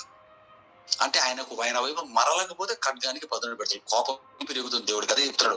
అలా బీపీ రేగిన దేవుడి కోపాన్ని చల్లార్చేవాడేవాడు? జ్ఞానులు కోపము చల్లార్చుదురు అన్నాడండి. పౌలు గారు జ్ఞానేనా? జ్ఞానే. దేవుడి కోపాన్ని చల్లార్చంటారా? లక్షల మందిని తిప్పాడండి పౌలు గారు. దేవుడి జ్ఞానాన్ని బాగా నిలుచుకొని, మనలాగా ఇల్లు చూసుకొని, మనలాగా పిల్లలు కానీ పెళ్లి చేసుకొని, ఇల్లు చూసుకొని, చల్లగా బతుకును గడపాలో, మెల్లగా బతకాలో. ఎవరో పాటలు ఒకడు పనికిరాడు, దైవ జ్ఞానం లేనటువంటి ఒక కవి, సినీ కవి. ఇల్లు చూసుకోవాలంటే పిల్లలు కనాలంట, 3 పూట్ల వాళ్ళని మేపుకుంటా, మనం వేసుకుంటా, చల్లగా జీవితం గడపాలంటండి. ఏమండి మీరు ఆలోచించండి దేవుని పిల్లలారా, ఆలోచించండి. ఇలాంటి మాటలు చెప్పుడు మనం ఇలా బ్రతుకుతాం, దేవుడికి ఎలా ఉంటుంది? ఆయన ఇచ్చిన ప్రకృతిని అనుభవించుకుంటూ, ఏ పని చేయకుండా చల్లగా కడుపులో కదలకుండా, కండలు పెంచుకుంటూ, జమ్ములకు వెళ్తూ కండలు పెంచుకొని, విత్తనాలు తినుకుంటూ, యోగాలు చేసుకుంటూ, ఆరోగ్యాన్ని 10 కాలాల పాటు కాపాడుకొని ఊరి మీద తిరుగుతున్నాం అనుకుంటే దేవుడి పని చేయకుండా ఎలా ఉంటుంది చెప్పండి? అలా దేవుడి కోపాన్ని చల్లార్చేవాడు ఎవడు భూమి మీద అంటే జ్ఞాని అన్నాడు. పౌలు గారు ఏం చేశారు? అన్ని పక్కన పెట్టారు. మళ్ళా కానీ సెటప్లు చేసుకోలేదండి. మంచి చదువుకోవడం, ఆయన చదువుకున్న అద్భుతమైన జ్ఞానం చదువుకున్నాడు. ఆ జ్ఞానంతో మంచి జాబ్ సంపాదించుకోవటం, మంచి అందమైన భార్యను చూసుకుని, పెళ్లి చేసుకుని, ఇల్లు చూసుకుని, పిల్లలు కానీ చల్లగా చక్కగా తన బ్రతుకును కొనసాగించాలనుకోలేదు. దేవుడి జ్ఞానం తెలియక ముందు ఒకలా ఉన్నాడు, దేవుడి జ్ఞానం తెలిసిన తర్వాత తన టైం టేబుల్, జీవిత విధానం పరిగెట్టాడండి. ప్రపంచం మీద పడ్డాడండి. ప్రాంతాలు ఆసియా అంటాడు, ఐరోపా అంటాడు, ఎన్ని దేశాలకు వెళ్ళాడు, ఎన్ని ఖండాలకు వెళ్ళాడు. మీరు ఆలోచించండి పిల్లల. ప్రయాణ సాధనలు సరిగ్గా లేనప్పుడే కొన్ని లక్షల మంది దేవుడి వైపు తిప్పాడంటే, ఇప్పుడు జ్ఞానులలో కోపము చల్లార్చుదంటే, దేవుడు కోపాన్ని చల్లార్చాడంటాడు మహానుభావుడు. చల్లార్చాడండి, చల్లార్చాడు దేవుని పిల్లల. అంటే మరి దేవుడి జ్ఞానం ఉన్నవాడు దేవుడి కోపాన్ని చల్లరుస్తాడు, దేవుడి జ్ఞానం లేనివాడు ఏం చేస్తాడు? దేవునికి బీపీ పెంచుతాడు. వాడు ఒక శాస్త్రవేత్తగా అవతారం ఎత్తుతాడు. ఈ భూమి మీద ఉండి తినుకోకుండా ఏం చేస్తాడు? చంద్రమండలం మీదకి వెళ్దాం, ఆ గ్రహం మీదకి వెళ్దాం, ఈ గ్రహం మీదకి వెళ్దాం. ఏమండి, వేల కోట్ల ప్రజాధనాన్ని వృధా చేసుకుంటూ ప్రజలను తప్పుదారి పట్టించి వారి జీవితాలు నాశనం చేయడానికి కారకుడు అయిపోతే వాడి విషయంలో దేవుడికి ఎలాగుంటుందో మీరు ఆలోచించండి పిల్లలారా. ఆలోచించండి. ఏమండి, అర్థం కాని వాడు ఎలాగ ఉంటాడండి. ఒకసారి అండి అపోస్తలుడైన పౌలు గారు మహాజ్ఞానాన్ని మాట్లాడుతుంటే ఒకడు ఏమన్నాడు తెలుసా అండి? ఒక వ్యక్తి, ఒక మంచి అధికారి, రిచ్ పర్సన్ అండి అతను. ఒకడు ఏమని మాట్లాడాడు తెలుసా పిల్లరా? ఒకసారి 24, 26, 24 మా అపోస్తల కార్యాలు చూడండి. కార్యాలు 26వ అధ్యాయం 24వ వచనం చూడండి పిల్లరా. అపోస్తల కార్యాలు 26వ అధ్యాయం 24వ వచనాన్ని మీరు చూస్తే అక్కడ పౌలు గారు వాక్యం చెప్తున్నాడండి. వాక్యం అంటే వాళ్ళు మారాలని అనుకోవట్లేదండి. ఆయన వాళ్ళ మార్పు గురించి కాదండి. ఆయన మెయిన్ ఆయన అరెస్ట్ చేశారండి. అరెస్ట్ చేసి సిట్టింగ్లు వేస్తున్నారు ఆయన మీద. అంతకుముందు ఫెలిక్స్ శక్తిలో న్యాయాధిపతి, ప్రధాన యాజకులు అంతా వచ్చి సిట్టింగ్ చేశారు, గందరగోళం చేశారు. మరలా అయిపోయాడు. ఇతరు ఫేస్ట్ వచ్చిన వరకు ఉంచాడు. అగ్రిప్ప మొత్తం అందరూ వచ్చేసి ఏర్పాటు చేసి కూర్చోబెట్టి నీ మాట్లాడయ్యా, నీ మీద తప్పు మోపారు కదా, ఏం చెప్తావు చెప్పు అంటుంటే అప్పుడు మాట్లాడుతున్నాను. పౌలు గారు మాట్లాడుతుంటే అలా మాట్లాడుతూ దేవుడి గురించి చెబుతున్నాడండి. దేవుడి గురించి చెబుతూ ఉంటే అలా పౌలు గారు మాట్లాడుతున్నప్పుడు ఈ ఫేత్ అనే ఒక అధికారి ఏమన్నాడు మీరు చూడండి. 26, 24 అపోస్తల కార్యాలు 26వ అధ్యాయం 24వ వచనం చూడండి పిల్లరా. అతడు ఇలాగు సమాధానము చెప్పుకొనుచుండగా, ఎలాగ సమాధానం 22 చూడండి పౌలు గారండి. ఆయనను నేను దేవుని వలన సహాయం పొంది నేటి వరకు నిలిచి సమాధానం చెప్పుకుంటున్నాడండి. క్రీస్తు శ్రమపడి మృతుల పునరుత్థానమును పొందువారు మొదటి వాడవుడి చేత ఈ ప్రజలకు అన్ని జనులకును వెలుగు ప్రచురింపబోవునని ప్రవక్తలను మోషేయు ముందుగా చెప్పినవి కాక మరి ఏమీ చెప్పక అల్పులకును గనులకును సాక్ష్యం ఇచ్చుచుంటున్నాయ్యా, నేనేం తప్పు చేయలేదయ్యా, నా స్వార్థ నేను ప్రకటించుకుంటున్నాను, వీళ్ళు వచ్చి నన్ను పట్టుకొని మీకు అప్పగించారయ్యా, నేనేం తప్పు చేశాను అని చెప్పుకుంటున్నానండి. అలా చెప్పుకుంటే న్యాయం గురించి ఆలోచించకుండా ఈ ఫేస్తు అని కూడా పౌలు గారు ఇంకా మాట్లాడారు. మధ్యలో ఏమన్నాడు చూడండి ఇతను 24లో, 26 అపోస్తల కార్యాలు 24లో, అతడు ఇలాగు సమాధానము చెప్పుకొనుచుండగా పౌలు గారు చెప్పుకుంటున్నాడండి. ఫేస్తు, పౌలా నీవు వెర్రివాడవు, అతి విద్య వలన నీకు వెర్రి పట్టినదని చిన్నగా చెప్పలేదుటండి. అతను గొప్ప శబ్దముతో చెప్పాను. ఏమండి, సత్యాన్ని చెబుతుంటే ఎలా ఉందండి? వింటున్న వాడికి మండిందండి. వాడికి చెబుతున్నది సత్యం. పౌలు గారు నోటి నుంచి వస్తున్న ప్రతి మాట అక్షర సత్యం. నోరు విప్పాడంటే సత్యమే మాట్లాడతాడు కదండి. అంత మహానుభావుడు తన కళ్ళ ముందు నిలబడి సత్యవాక్యాన్ని ప్రకటిస్తుంటే ఆయన పాదాల మీద పడి ఆయన పాదాల చెంత కూర్చొని దేవుడి జ్ఞానాన్ని నేర్చుకొనవలసినటువంటి ఈ ఫేస్తు అనేవాడు ఏం మాట్లాడుతున్నాడు చూడండి. ఫేస్తు అంటే అతడు ఇలాగ సమాధానము చెప్పుకొనుచుండగా పౌలు గారు, ఫేస్తు, పౌలా నీవు వెర్రివాడు, అతి విద్య వల్ల నీకు వెర్రి పట్టినదని గొప్ప శబ్దంతో చెప్పాను. పౌలు గారిని ఏమంటున్నాడండి? పౌలు అంటున్నాడండి, నీవు వెర్రివాడవు. పౌలు గారిని ఒక లోకజ్ఞాని, ఒక లోకాధికారి వెర్రివాడవు నువ్వు అంటున్నాడు. దేవుడు ఎవరిని వెర్రివాడు ఉన్నాడు? 12-18 లూకా సువార్తలో. బాగా సంపాదించుకొని, బాగా తిని తిరగాలి, కొత్త వాటిని కట్టించుకొని సుఖంగా బ్రతకాలనుకున్నవాడు దేవుడు వెర్రివాడ ఈ రాత్రిని ప్రాణం అడుగుతున్నాడు దేవుడు అంటే. ఇక్కడ ఈడేమో ఎవరిని వెర్రివాడు అంటున్నాడండి? దేవుడి కోసం ఉన్నతంగా ప్రపంచంలోని నెంబర్ 1గా బ్రతుకుతున్నటువంటి అపోస్తులైనటువంటి మహాజ్ఞానిని పట్టుకొని ఇతను ఏమన్నాడంటే నీవు వెర్రివాడవు. ఏం చేశాడండి వెర్రివాడు పౌలు గారు అన్నానికి? ఇతను పౌలు గారు ఏం చేశాడు? ఇతను ఏం చూసి మాట్లాడుతున్నాడు పౌలు గారు? ఎందుకంటే తెలుసండి, పెళ్లి పట్టించుకోవట్లేదు, పిల్లలు పట్టించుకోవట్లేదు, మంచి భార్యం చేసుకుని 3 పూట్ల ఆ తిండి మంచి వంటకాలు వండించుకొని మంచి స్థాయిలో ఉన్నాడు. అంతా విద్యను అభ్యసించిన వాడు, ఒక మంచి ఇల్లు బాగుండుకొని గుర్రాలను తిరిగేవాడు, లగ్జరీ లైఫ్ ను లీడ్ చేయకుండా అదంతా పక్కన పెట్టేసి ఆ ఊరు ఈ ఊరు తిరుగుకుంటా మనిషి ఒట్టిపోయి రాళ్లతో కొట్టబడి ఒళ్ళంతా గాయాలైపోయి నొక్కులు పడిన దేహముతో ఆరోగ్యాన్ని అంతా పోగొట్టుకొని తన స్వజనులతోని వివాదాలు పెట్టుకొని ఇప్పుడేమో పట్టుకొని ఇక్కడికి వచ్చాడు చంపాలనుకుంటున్నాడు అతన్ని. ఇప్పుడు ఇక్కడికి వచ్చి ఇక్కడైనా ఏదైనా మంచిగా మాట్లాడుకుంటాడేమో అనుకుంటే ఇక్కడే మాట్లాడుతున్నాడు.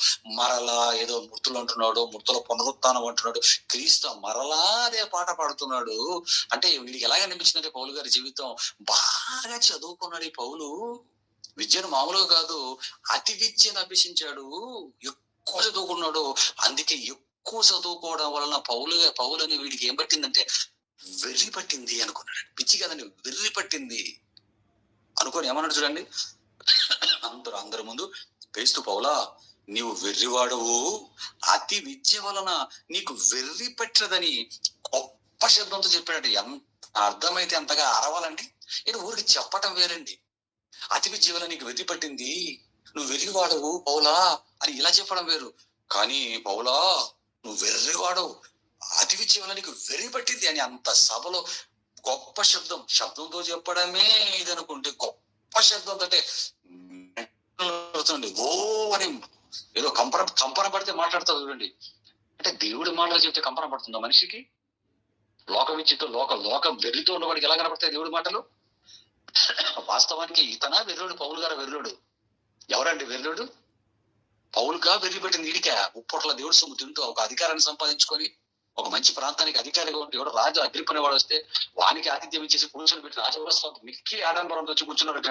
అక్కడ కూర్చొని నీకు మాట్లాడడం సెలవైంది మాట్లాడంటున్నారట. మాట్లాడుతూ మంచి సంగతులు, సత్య సంబంధమైన సంగతులు, లోకాన్ని వెలిగించిన సంగతులు చెబుతుంటే జరిగిన వాస్తవాలు క్రీస్తు కనిపించి మాట్లాడడం చెబుతుంటే మండిందండి తనకి. మండి నువ్వు వెర్రివాడవు, అతి విద్య వల్ల నీకు వెర్రి పట్టిందని గొప్ప శబ్దంతో చెప్పాడంట. ఇతను చూశాడండి పౌలు గారికి వెర్రి పట్టడం? ఎవరన్నా కొరికాడ పౌలు గారు? వెరిగా ప్రవర్తించాడండి. అంటే ఇతనేమనుకున్నాడంటే, ఎక్కువ చదువుకున్నాడు పౌలు గారు, అతి విద్యను వెర్రి పెట్టింది, ఏంటి వెర్రి సంగతులు మాట్లాడుతున్నాడు అనుకున్నాడండి. వెర్రి పెట్టిన వాస్తవానికి ఈడికి తిరిగి తినుడి తాగుడి సంతోషించిన ఊరి మీద అచ్చోసినామలాగా తిరుగుడి అని ఆ పనులు చేస్తున్నారు వీళ్ళు. రోమన్స్ చేసే పనులు వీళ్ళు కదండి. అంటే లోకస్తుడికి దేవుడి కోసం బ్రతికే వాడి జీవితం ఎలా కనపడుతుందంటే వెర్రిగానే కనపడుతుందండి. ఎందుకంటే లోక విద్య దేవుడి విద్యకి ఆపోజిట్ కదండి. లోక విద్య వేరు, మహోన్నతుని విద్య వేరు కదా పిల్లరా. అందుకని పౌలాని వెర్రివాడు, అతి విద్య వల్ల నీకు వెర్రి పట్టినదని గొప్ప శబ్దంతో ఎటువంటి వ్యక్తిని పట్టుకొని ఇలా మాట్లాడారో చూడండి దేవుని పిల్లలు. అప్పుడు పౌలు గారు ఏమన్నారు తెలుసా అండి? జ్ఞాని కదండి, ఆయన ఏమన్నాడు చూడండి. అందుకు మనల్ని అన్నారు అనుకోండి, మనం ఏం మాట్లాడిందో మా ప్లేస్ లో అంటే, కానీ ప్రపంచాన్ని మలుపు తిప్పే జ్ఞానం కలిగిన వాడు కదండి పౌలు. ఈ ప్రపంచంలో ఎవ్వడి బుర్రనైనా, వాడు ఇంగ్లీష్ లో పండితుడైనా, సైన్స్ లో పండితుడైనా, లెక్కల్లో పండితుడైనా వాడు బుర్రను తిప్పుతాడండి. వాడి జ్ఞానైనా, తర్క శాస్త్రాలు, వాడు ఎంత తోడైనా సరే, శాస్త్రులైనా, పరిచయాలు, వాడు బుర్రను తిప్పుతాడు. కానీ కరెక్ట్ వాడి జ్ఞానాన్ని అపకబడే జ్ఞానం కలిగిన వాడండి. ఈయన మాట్లాడాడు చూడండి. అందుకు పౌలు ఇట్లా మహాగ్రంథం వహించిన క్రీస్తు, నేను వెర్రివాడను కాను గాని, నేను వెర్రివాడు అనుకుంటున్నావా? నేను వెర్రివాడను కానయ్యా, వెర్రివాడను కాను గాని సత్యము స్వస్థ బుద్ధియు గల మాటలనే చెప్తున్నాను రా అన్నాడు చూడండి. సత్యం, స్వస్థ బుద్ధి గల మాటలు అంటే పట్టిన దయ్యాన్ని వదలగొట్టి స్వస్థ చిత్తుడనుగా నిన్ను చేసి దేవుని పాదాల చెంత నిలబెట్టే మాటలో నేను మాట్లాడుతున్నాను అన్నాడు. సత్యం చెప్తున్నాను, నేను సత్యమును, నేను వెర్రివాడను కాను గాని వేస్తూ సత్యమును స్వస్థ బుద్ధి గల మాటలనే చెప్పుచున్నాను. రాజు ఈ సంగతులు ఎరుగును అని అలా మాట్లాడుకుంటూ ముందుకెళ్ళిపోయాడండి మహానుభావుడు. లోకానికి దేవుడి కోసం బాగా ఉన్నతంగా బ్రతికేవాడు లోకానికి వెర్రివాడు లాగే కనపడతాడు పిల్లలు. మంచిగా పడుకోడు, ఎప్పుడు బైబిల్ వాక్యాలు, బైబిల్ నేర్చుకోవటం, బైబిల్ గురించి పుస్తకాలు రాయటాలు, బైబిల్ గురించి అద్భుతమైన సంగతులు తీసి ప్రపంచానికి చెప్పడాలు, మంచి బట్టలు పట్టించుకోకపోవటాలు, మంచి కార్లు కొనుక్కోకపోవటాలు, లగ్జరీ లైఫ్ లీడ్ చేయకపోవటాలు, భార్య బిడ్డల్ని లగ్జరీగా నిలబెట్టుకోవటాలు, ఇవన్నీ చేయకుండా ఏదో తగు మాత్రం వస్త్రం చేత తన కుటుంబాన్ని పెట్టుకొని ఎన్నో కష్టాలు, నష్టాలు, ఇరుకులు, ఇబ్బందులు, చివరికి కోర్టు కేసులు, కేసు పెట్టి చంపటానికి రెడీ అయిపోయారండి పౌలు గారు. ఆ టైంలో 40 మంది బయటికి తీసుకురండి, వాళ్ళు బయటికి రాగానే చించి పడేస్తాం, అంతవరకు మేము అన్నపానంలో ముట్టము అని అక్కడ 40 మంది ప్రతిజ్ఞ పూనుకొని ఉన్నారండి. ఇవన్నీ కేసులు తెలిసిపోయి ఇంతగా వ్యతిరేకం చేసుకోవద్దు, ఇంతగా యూదుల్ని వ్యతిరేకం చేసుకోవడం, ఏం సంపాదించడానికి ఛాన్స్ ఇప్పుడు వదిలేసి చంపుతారు ఇద్దరిని, ఎందుకు ఇవన్నీ ప్రయాసపడుతున్నాడు అనుకుని. ఇవన్నీ పౌలు గారి జీవితం దేవుడి కోసం ఉన్నతంగా బ్రతుకుతున్నాడు. బ్రతుకు లోక జ్ఞానులకు, లోకాధికారులకు ఎలా కనపడుతుందంటే వెర్రితనంగా కనపడుతుంది. బిడ్డలారా, సరిగ్గా బట్టలు కూడా కాస్ట్లీ బట్టలు వేసుకోకుండా, మంచి కాస్ట్లీ బట్టలు వేసుకోకుండా ఎలా కనపడతారు చెప్పండి? మంచి కార్లు, కాస్ట్లీ ఫుడ్ తినకుండా అతని కుటుంబం బాగా ఒక రకంగా బతుకుతుంటే ఎలా లోకానికి ఉంటుంది చెప్పండి పిల్లరా? అవకాశం ఉన్నా, సంపాదించుకునే అవకాశం ఉన్న ఒక దైవజనుడిగా, ఒక సంఘాన్ని కాసే పాస్టరే ఏసీ కార్లో లగ్జరీ లైఫ్ బతుకుతాడు. ఈ కాలంలో లక్షల మందిని దేవుడి వైపు ఖండాంతరాలుగా తిప్పినటువంటి గొప్ప గొప్ప సంఘాలను స్థాపించిన వాడు తిండికి లేదంటాడు, బట్టలు లేదంటాడు, దిగంబరంతోను, తరచుగా జాగరంలోతో, నిద్ర సరిగ్గా లేదు, తిండి సరిగ్గా లేదు, ప్రయాణాల్లో ఎన్నో అపాయాలు, ప్రమాదాలు, కొట్టబడి ఒళ్ళంతా హోనం అయిపోయి నొక్కులు అయిపోయి వీళ్ళంతా గాయపరచబడుతూ దొరికితే చంపడానికి మనుషులు తిరుగుతున్నప్పుడు అపాయాల మధ్య తిరుగుతున్నటువంటి పౌలు గారి జీవితం, దేవుడి కోసం టాప్ రేంజ్ లో బతుకుతున్న వాడి జీవితం లోకానికి ఎలా కనపడింది ఒకనాడంటే వెర్రివాడు కనిపించినట్లుగా కనిపించాడు లోకానికి. దేవుని పిల్లరా, ఆలోచించిన పిల్లరా, లోకానికి దేవుడి జ్ఞానం వెర్రితనంగా కనపడుతుంది. కానీ వాస్తవానికి వెర్రివాడేవాడు? ఈ లోకంలో ఆకలికి తిని, ఒడ్లు కప్పుకొని, కాస్ట్లీ వస్తువులకు వెళ్ళకుండా తక్కువ వాటి ఎందు మనసు ఉంచాలి. దైవజనుడు వాడు ఎలా ఉండాలి? ఎంతలో ఉండాలో అంతలో ఎలా ఉండాలి. నిజమైన దైవజనుల బ్రతుకులు ఇవ్వండి, నిజమైన దైవజనుల బ్రతుకులు. ఇలాగ బ్రతుకుతూ ఎవడు ఊహించినంత గొప్ప కార్యక్రమాలు, గొప్ప జ్ఞానాన్ని తీసి ప్రపంచానికి చెప్పి మలుపు తిప్పుతాడు దేవుని పిల్లలు. ఇలాంటి వాళ్ళ జీవితాలు లోకానికి వెర్రిగా కనబడతాయి. కానీ దేవుడు ఏమన్నాడు? ఈ లోకస్తుల దేవుడు, ఈ లోక జ్ఞానాన్ని దేవుడు వెరితనంగా చేశాడు. దేవుడి జ్ఞానం, లోక జ్ఞానం ఎలా ఉందో చూడండి. బాగా సంపాదించుకొని, బాగా కూడబెట్టుకొని 4-5 తరాలు వాళ్ళ భవిష్యత్తులో తరగకుండా ఆస్తులు సంపాదించిన వాడిని లోకం ఏమంటది? లోకం ఏమంటది? వాడు మేధావిరా, వాడు తెలివి కలిగినోడు రా, బుద్ధిమంతుడు రా వాడు, అబ్బా ఏమి జ్ఞానం రా వాడిది అంటాడు. బాగా 4 తరాలు 10 తరాలకు తక్కువ కాకుండా సంపాదించిన వాడిని లోకం పొగుడుతుంది. బిడ్డలారా, దుష్టులు పొగుడుతాడు, ధర్మశాస్త్రాన్ని అనుసరించాడు, దుష్టులతో పోరాడతాడు అంటాడు సామెతల గ్రంథంలో.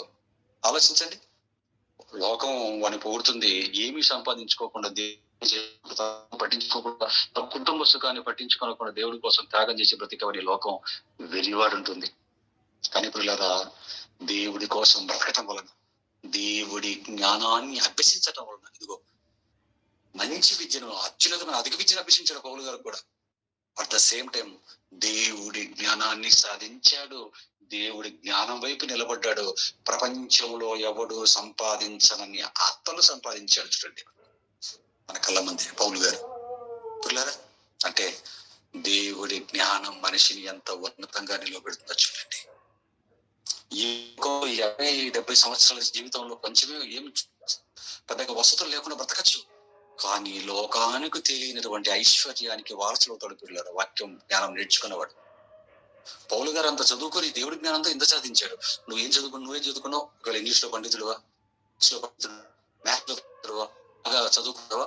నీ పొట్టకుట్టు కోసం చదువు తగ్గట్టు 4 రూపాయలు సంపాదించి ఉద్యోగం చేసుకొని మిగతా కాలానంతటిని దేవుడి జ్ఞానానికి వెచ్చించి, లేఖనాలను బాగా చదువుకొని, పరిశోధించి, ధ్యానించి మహాజ్ఞాన సంగతులు లోకానికి చెప్పాలి. ఒకవేళ అలా చెప్పలేనండి, నా చిన్న బాల్యం పాడైపోయింది, నా యవ్వనం పాడైపోయిందండి, కేవలం సంపాదించడం మాత్రం నాకు తెలుసండి, ఇంకేం సరిగ్గా తెలియదంటావా? అయితే సంఘంలోకి వచ్చి దేవుడి సంఘంతో కలుసుకొని, సంఘంలో ఉంటూ, వాక్యంలో ఎదుగుతూ, నువ్వు సంపాదించుకున్న దాన్ని గుప్పిలి విప్పి అనేకులకి సువార్త ప్రకటించడానికి ఖర్చు పెట్టుకోవాలి. మనం ఏమండి, నిజంగా దేవుడి జ్ఞానాన్ని మనకున్న చదువులతో సాధించగలిగింది. ఇంకోటి ఏంటంటే, నువ్వు చేస్తూ నీ బిడ్డ మన అలా చేయకు. వంటి మిస్ అయిపోయావు, నీ యవ్వనాన్ని, నీ బాల్యాన్ని పాడు చేసుకున్నావు ఈ లోక విద్య కోసం పడి. కనీసం నీకు పుట్టిన బిడ్డ వీళ్ళ ఆయుష్ కాలం దెబ్బతినకుండా, వీడు కూడా గూడు కోసం, గూడు కోసం ఏమండి ఒక జంతువు ప్రయాసపడి తిరిగినట్లుగా నీ బిడ్డలు అలా కాకుండా, దైవజనులకు తగ్గట్టుగా పౌలు గారు, పేతురు గారు, వీళ్ళకి తగ్గట్టుగా తగు మాత్రము చదువులు ఎంతవరకు పట్టు నింపుకోవడానికి అంతవరకు చదివించి వారి ఆయుష్ కాలం యవ్వనం వృధా కాకుండా యవ్వనంలో దేవుని కాడి మోసే బిడ్డలుగా నిలువబెట్టడం అనేది మనం చేయాలి పిల్లలు. ఒక మార్గంలో వెళ్తుంటే మనకు పెద్దది తగిలి దెబ్బ తలకి ఏదో తగిలి దెబ్బ తగిలింది. నెక్స్ట్ మన పిల్లవాడు అదే మార్గంలో వెళ్ళేటప్పుడు మనం చెప్పమా ఆయన అక్కడ వెళ్ళకురా కింద గుయ్యింది తగిలించుకొని వాడికి తగిలించి వాడి పిల్లలకు తగిలించుకుని వెళ్ళిపోతుంటే వాడి జ్ఞానం అంటాడా అజ్ఞానం అంటాడా? ఆలోచించండి. నువ్వు మొయలేకపోయి ఒకటి యవనంలో నీ బిడ్డలు మన బిడ్డలను మోసేటట్టుగా మనం జాగ్రత్త పడతాం. నిజంగా ఈ దేవుడి జ్ఞానాన్ని నేర్చుకోగలిగితే, దేవుడి జ్ఞానాన్ని సాధించగలిగితే పిల్లల ఆ దేవుడి జ్ఞానం వల్ల మనకు సంభవించి దేవుడు దాని వల్ల మనకి ఇచ్చేవాడిని చూసి నిజంగా కళ్ళు చెమరుస్తాయండి. దేవుడి జ్ఞానం నేర్చుకున్న వాడి గురించి, దేవుడి జ్ఞానాన్ని సాధించే వాడి గురించి మాట్లాడిన మాటలు ఒక 2 మాటలు మీకు చూపిస్తాను. దయచేసి రండి. సామెతల గ్రంథానికి రండి. 8వ అధ్యాయానికి. జ్ఞానం అనగానే ఎప్పుడు ఈ అధ్యాయం మన మైండ్ లో మెదలండి. జ్ఞానం అనే పదం మీకు వినిపించిందా? వెంటనే మీ మెదడులలో మీ ఆలోచనలకు రావాల్సిన అధ్యాయం ఏదయ్యా అంటే సామెతల గ్రంథం 8వ అధ్యాయం అని మనం మనసులోకి వచ్చేయాలి. ఎందుకు ఏముంది సామెతల గ్రంథం 8వ అధ్యాయంలో? ఏముంది రండి. సామెతల గ్రంథం 8వ అధ్యాయం. సామెతల గ్రంథం 8వ అధ్యాయం. సామెతల గ్రంథం 8వ అధ్యాయం మొదటి వచనం చూడండి. ఏముంటుంది అక్కడ? జ్ఞానము ఘోషించుచున్నది, వివేచన తన స్వరము వినిపించుచున్నది. అంటే జ్ఞానం ఘోషిస్తుంది, చెబుతోంది, మాట్లాడుతోంది, ఏదో వినిపించడానికి తాపత్రయపడుతోంది, ఈ సమాజానికి ఏదో చెప్పటానికి ప్రయాసపడుతోంది. ఘోషించడం అంటే ఘోష అంటాడు చూడండి. ఘోష అంటే తట్టుకోలేక ఏదో చేసేయటం. ఘోషించడం. జ్ఞానము ఘోషించుచున్నది అంటే ఈ ప్రపంచానికి ఏదో చెప్పటానికి జ్ఞానం ప్రయాసపడుతుంది, ప్రయత్నిస్తుంది అని రాస్తున్నాడండి. జ్ఞానం ఏం చేస్తుందట? జ్ఞానం దేవుడి జ్ఞానం అండి. దేవుడి జ్ఞానం ఘోషిస్తుందట. ఏదో చెప్పాలని ఆతురపడుతోంది, ప్రయత్నిస్తోంది, తట్టుకోలేకపోతుందండి. ఇంతకు ఏం చెప్పాలనుకుంటుంది? అలాగా చదువుకుంటూ కిందకి వస్తుంది. టైం అయిపోయింది కాబట్టి చెప్తున్నాను. టైం మనకు 1 గంట అయిపోయింది. ఇప్పుడే ఇంకో కొంత టైం ఉంది కూడా చెప్తున్నాను. మీరు ఇట్లా చదువుకోండి. అలాగా చదువుకుంటూ కిందికి రాగలిగితేనండి 2వ వచనం చూడండి. త్రోవ ప్రక్కన రాజు వీధిలో మొగలలోను నడి మార్గములలోను అది నిలుచుతున్నది. నడి బజార్లో ఉన్నాడు. గుమ్మముల యుద్ధను, పురద్వారముల యుద్ధను, పట్టణపు గౌనుల యుద్ధను నిలువబడి అది ఇలాగూ గట్టిగా ప్రకటన చేయించినది. నిలబడి జ్ఞానం ప్రకటిస్తున్నది. ఏమని? మానవులారా, మీకే నేను ప్రకటించుచున్నాను, నరులకు మీకే నా కంఠస్వరం వినిపించుచున్నాను. ఎవరికైనా అర్థమైంది ప్రకటన? ఎవరికైనా వినిపించి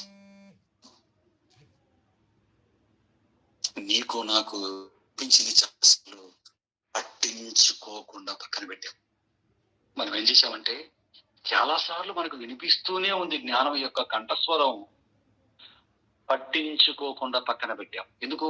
ఆ స్వరం, ఆ వాక్యం అని, ఆ జ్ఞానం అని, ఆ స్వరం వినబడినప్పుడు కాసేపు 1 గంట సేపు వాక్యం అనగానే మనం ఇచ్చేయాలని ఆవేశపడతాం. అలా బయటకు వచ్చి ఇంటికి వచ్చి అలా సమాజంలోకి ఆదివారం వాక్యమని సోమవారం అలాగే సమాజంలోకి వెళ్ళేసరికి మరలా లోకంలో ఏముంటుంది? తినుడి, తిరుగుడి, సంపాదించుకోండి, ఇల్లు కట్టుకొనుడి, వస్తువులు కొనుక్కొనుడి, ఇతరుల కంటే మీరు బాగా బ్రతుకుడి. వాడేదో ఒక 50,000 బైక్, 1,80,000 బైక్ కొంటే నువ్వు ₹1,00,000 బైక్ కొను. వాడు ఒక 50 లక్షలు పెట్టి ఇల్లు పెడితే నువ్వు 90 లక్షలు పెట్టి ఇల్లు పెట్టు. ఏమండి? వాళ్ళకంటే ఎక్కువగా జీవపు డంబం నేర్పిస్తుంది. శరీరాశ, నేత్రాశ, జీవపు డంబం.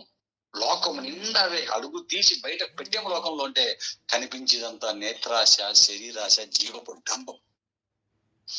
ఆవహిస్తుంది మనల్ని వచ్చేది. ఆవహించగానే మనకు తెలియకుండా వాడికంటే మంచి బట్టలు కట్టుకోవాలి, వాడికంటే మంచి బళ్ళు కొనుక్కోవాలి, వాడికంటే మంచి ఇల్లు కొనుక్కోవాలి, వాడికంటే నాకు పిల్లలు ఎంతో ఉన్నతంగా ఉంచుకోవాలి. అంతే తప్ప వారిని బాగా తిని తాగి ఇల్లులు కట్టుకొని కాంపౌండ్లు పెట్టుకొని ఆ భూములకు తమ పేర్లు పెట్టుకున్న వారిని చూసి సామెతల గ్రంథం చెప్పినట్టుగా వాటిని చూసి వీళ్ళు ఇల్లు కట్టుకున్నారు, భూములు కొనుక్కున్నారు, లగ్జరీగా బతుకుతున్నాడు, వీడు పోతాడు నాయన, వీడు పోతాడు, దేవుడు వ్యతిరేకంగా పోతున్నాడు, వీడు ఇదే లోకం అనుకుని ఇదే బతుకుని బతుకుతున్నాడు అంటే గొంతులో పెట్టడానికి మునుపు వాడి బ్రతుకును భద్రపరుచుకోవాలన్న విత్తనం విషయంలో జ్ఞానం వాడికి బ్రతుకు విషయంలో లేదు.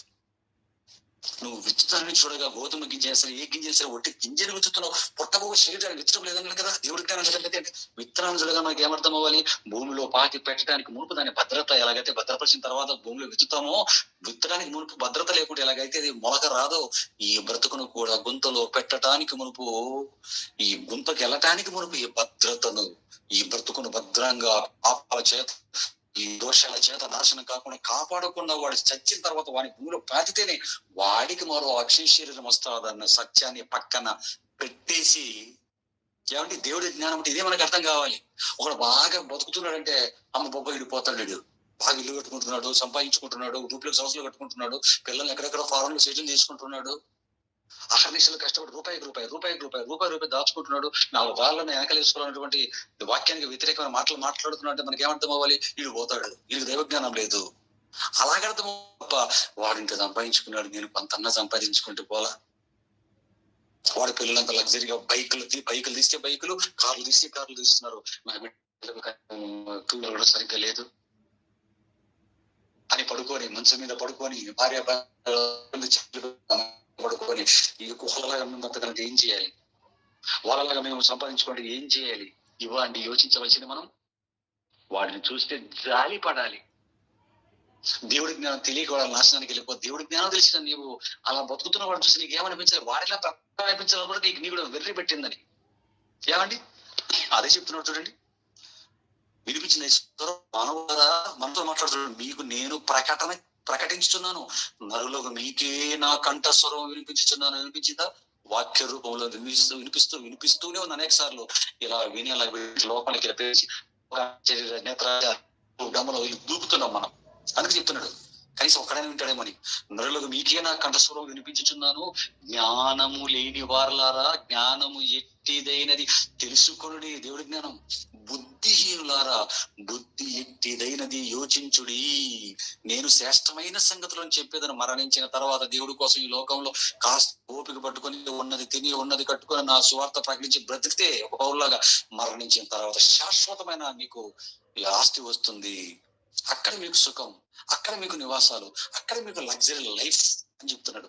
ఇలా చదువుకుంటూ కిందికి అలా మనం రాగలిగితే 10వ వచనంలోగానే ఏమన్నాడు చూడండి.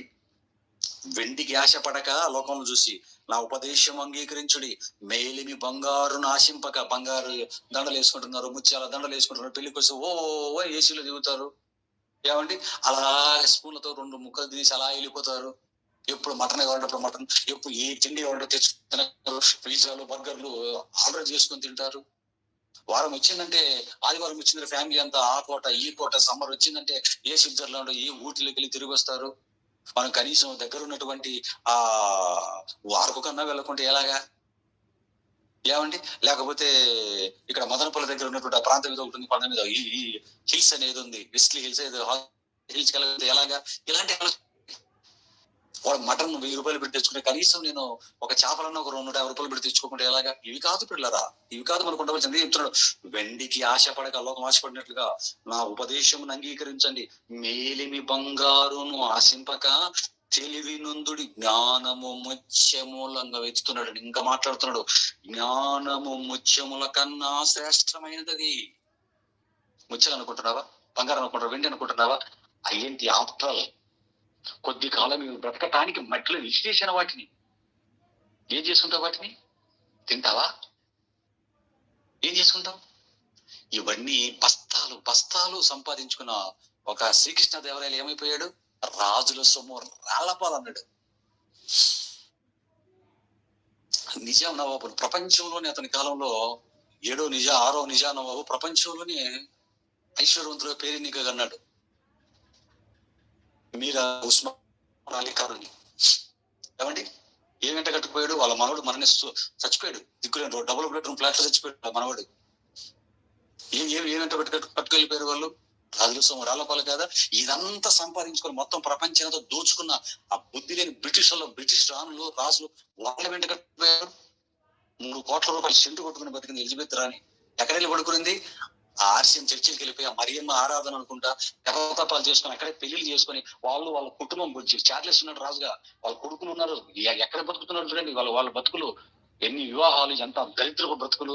యేసు క్రీస్తు లోకరక్షకుడు చెప్పలేదు బ్రతుకు. వాళ్ళని చూసి మీరు ఇంప్రెస్ అవ్వకండి అంటున్నాడు. అదే చెప్తున్నాడు. ముత్యాలు ఏం చేసుకుంటావు, వజ్రాలు చేసుకుంటావు, వైడూర్యాలు ఏం చేసుకుంటావు నువ్వు? పౌలు అపోస్తులు అంతా అనుకుంటున్నారా? జ్ఞానం కలిగిన వారు పిల్లలు. అందుకే చెప్తున్నాడు జ్ఞానము 11 చూడండి, ముగించుకున్నావు. జ్ఞానము ముత్యముల కన్నా శ్రేష్టమైనది, విలువగల సొత్తులేవియు దానితో సాటి రావు.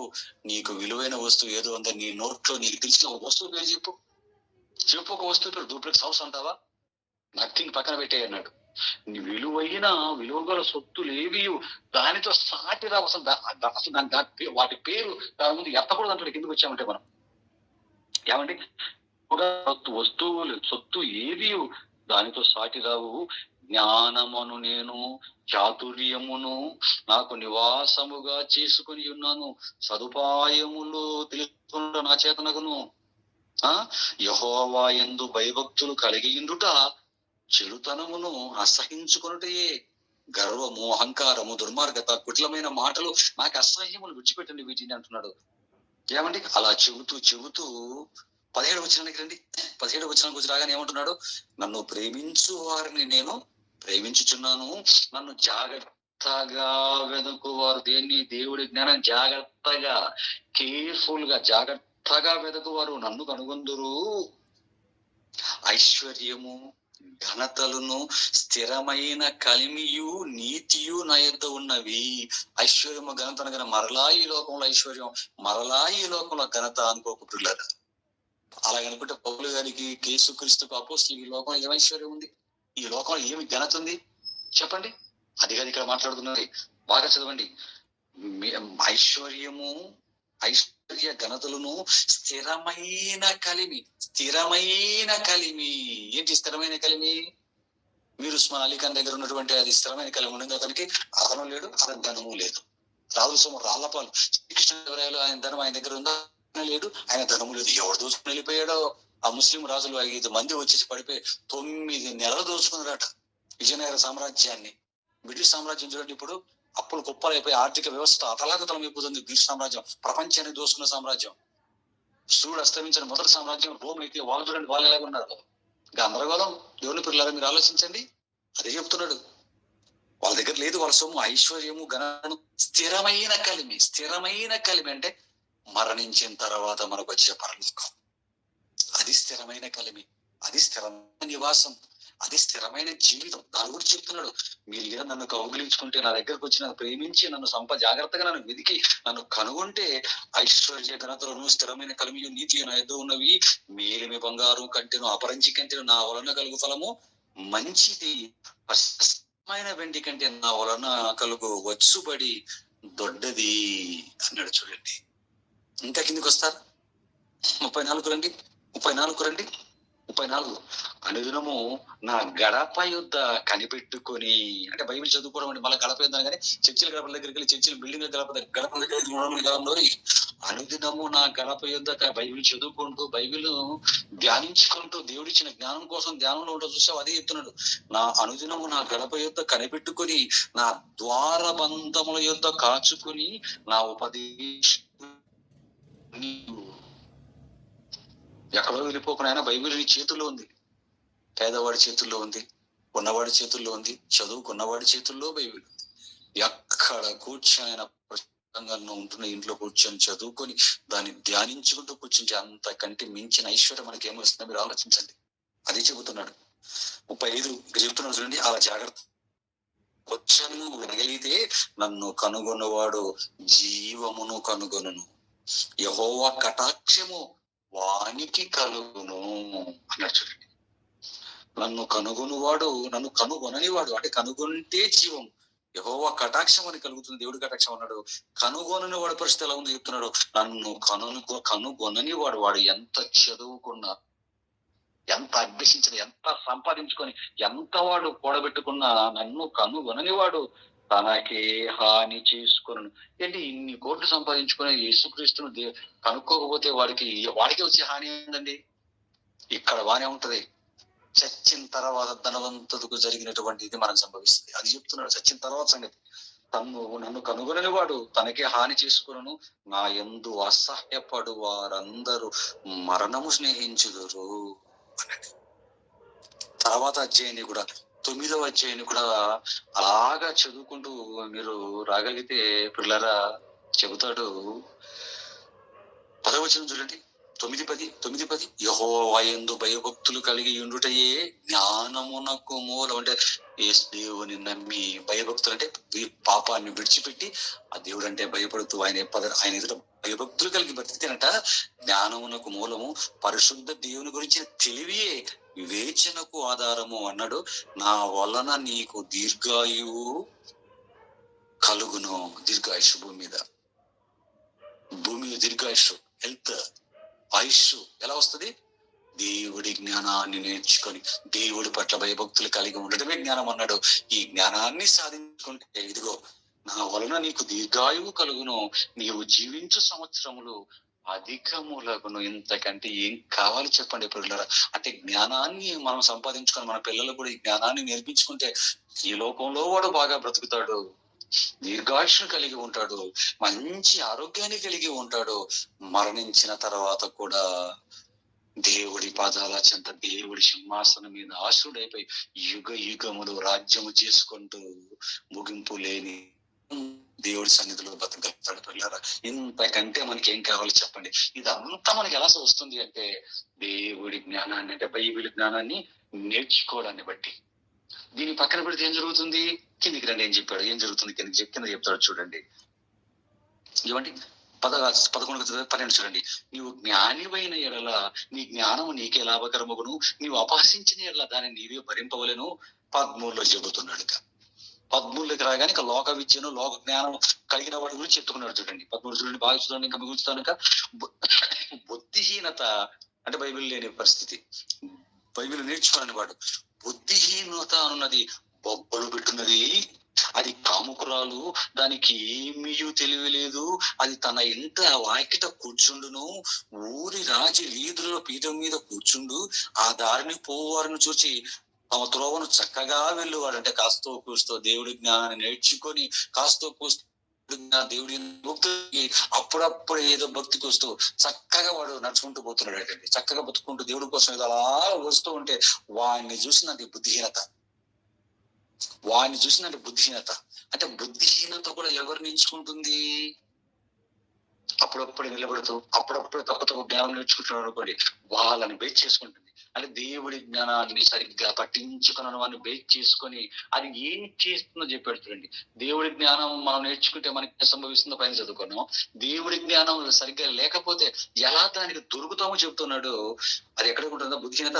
ఊరి రాజ వీధులలో పీఠం మీద కూర్చుంటారు. 15 ఆ దారిని పోవారిని చూచి తమ త్రోవను చక్కగా వెళ్ళేవారిని చూచి జ్ఞానము లేనివాడా ఇక్కడికి రమ్మని వారిని పిలుచును, అది తెలివి లేని వాడు కూడా వచ్చుతో చూచి. అంటే అన్ని సంపాదించుకున్నాడు, దేవుడి జ్ఞానం లేదు, వెళ్తున్నాడు వాడు. వాడిని చూసినట్టు ఇది, వాడిని చూసి ఏముంటుందట?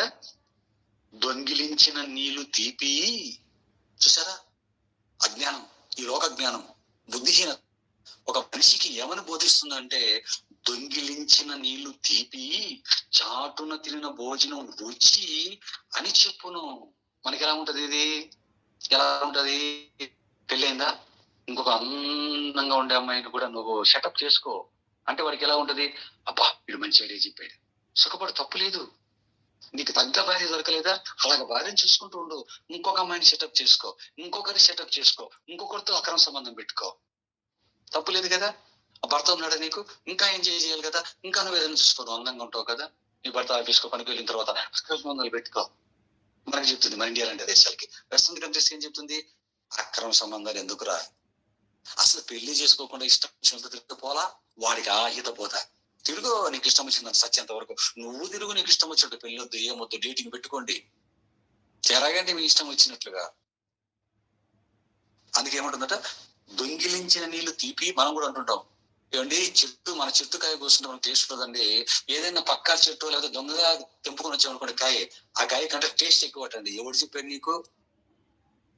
ఒక చెట్టుకాయ వేరే వాళ్ళ చెట్టుకాయ వాళ్ళకి తెలియకుండా దొంగతనం చేసి గోడలెక్కి తెంపుకొని పరిగెత్తుంటారు, తింటే అది టేస్టా? అది నీ బుద్ధి, నువ్వు అలా ఫీల్ అవుతావు.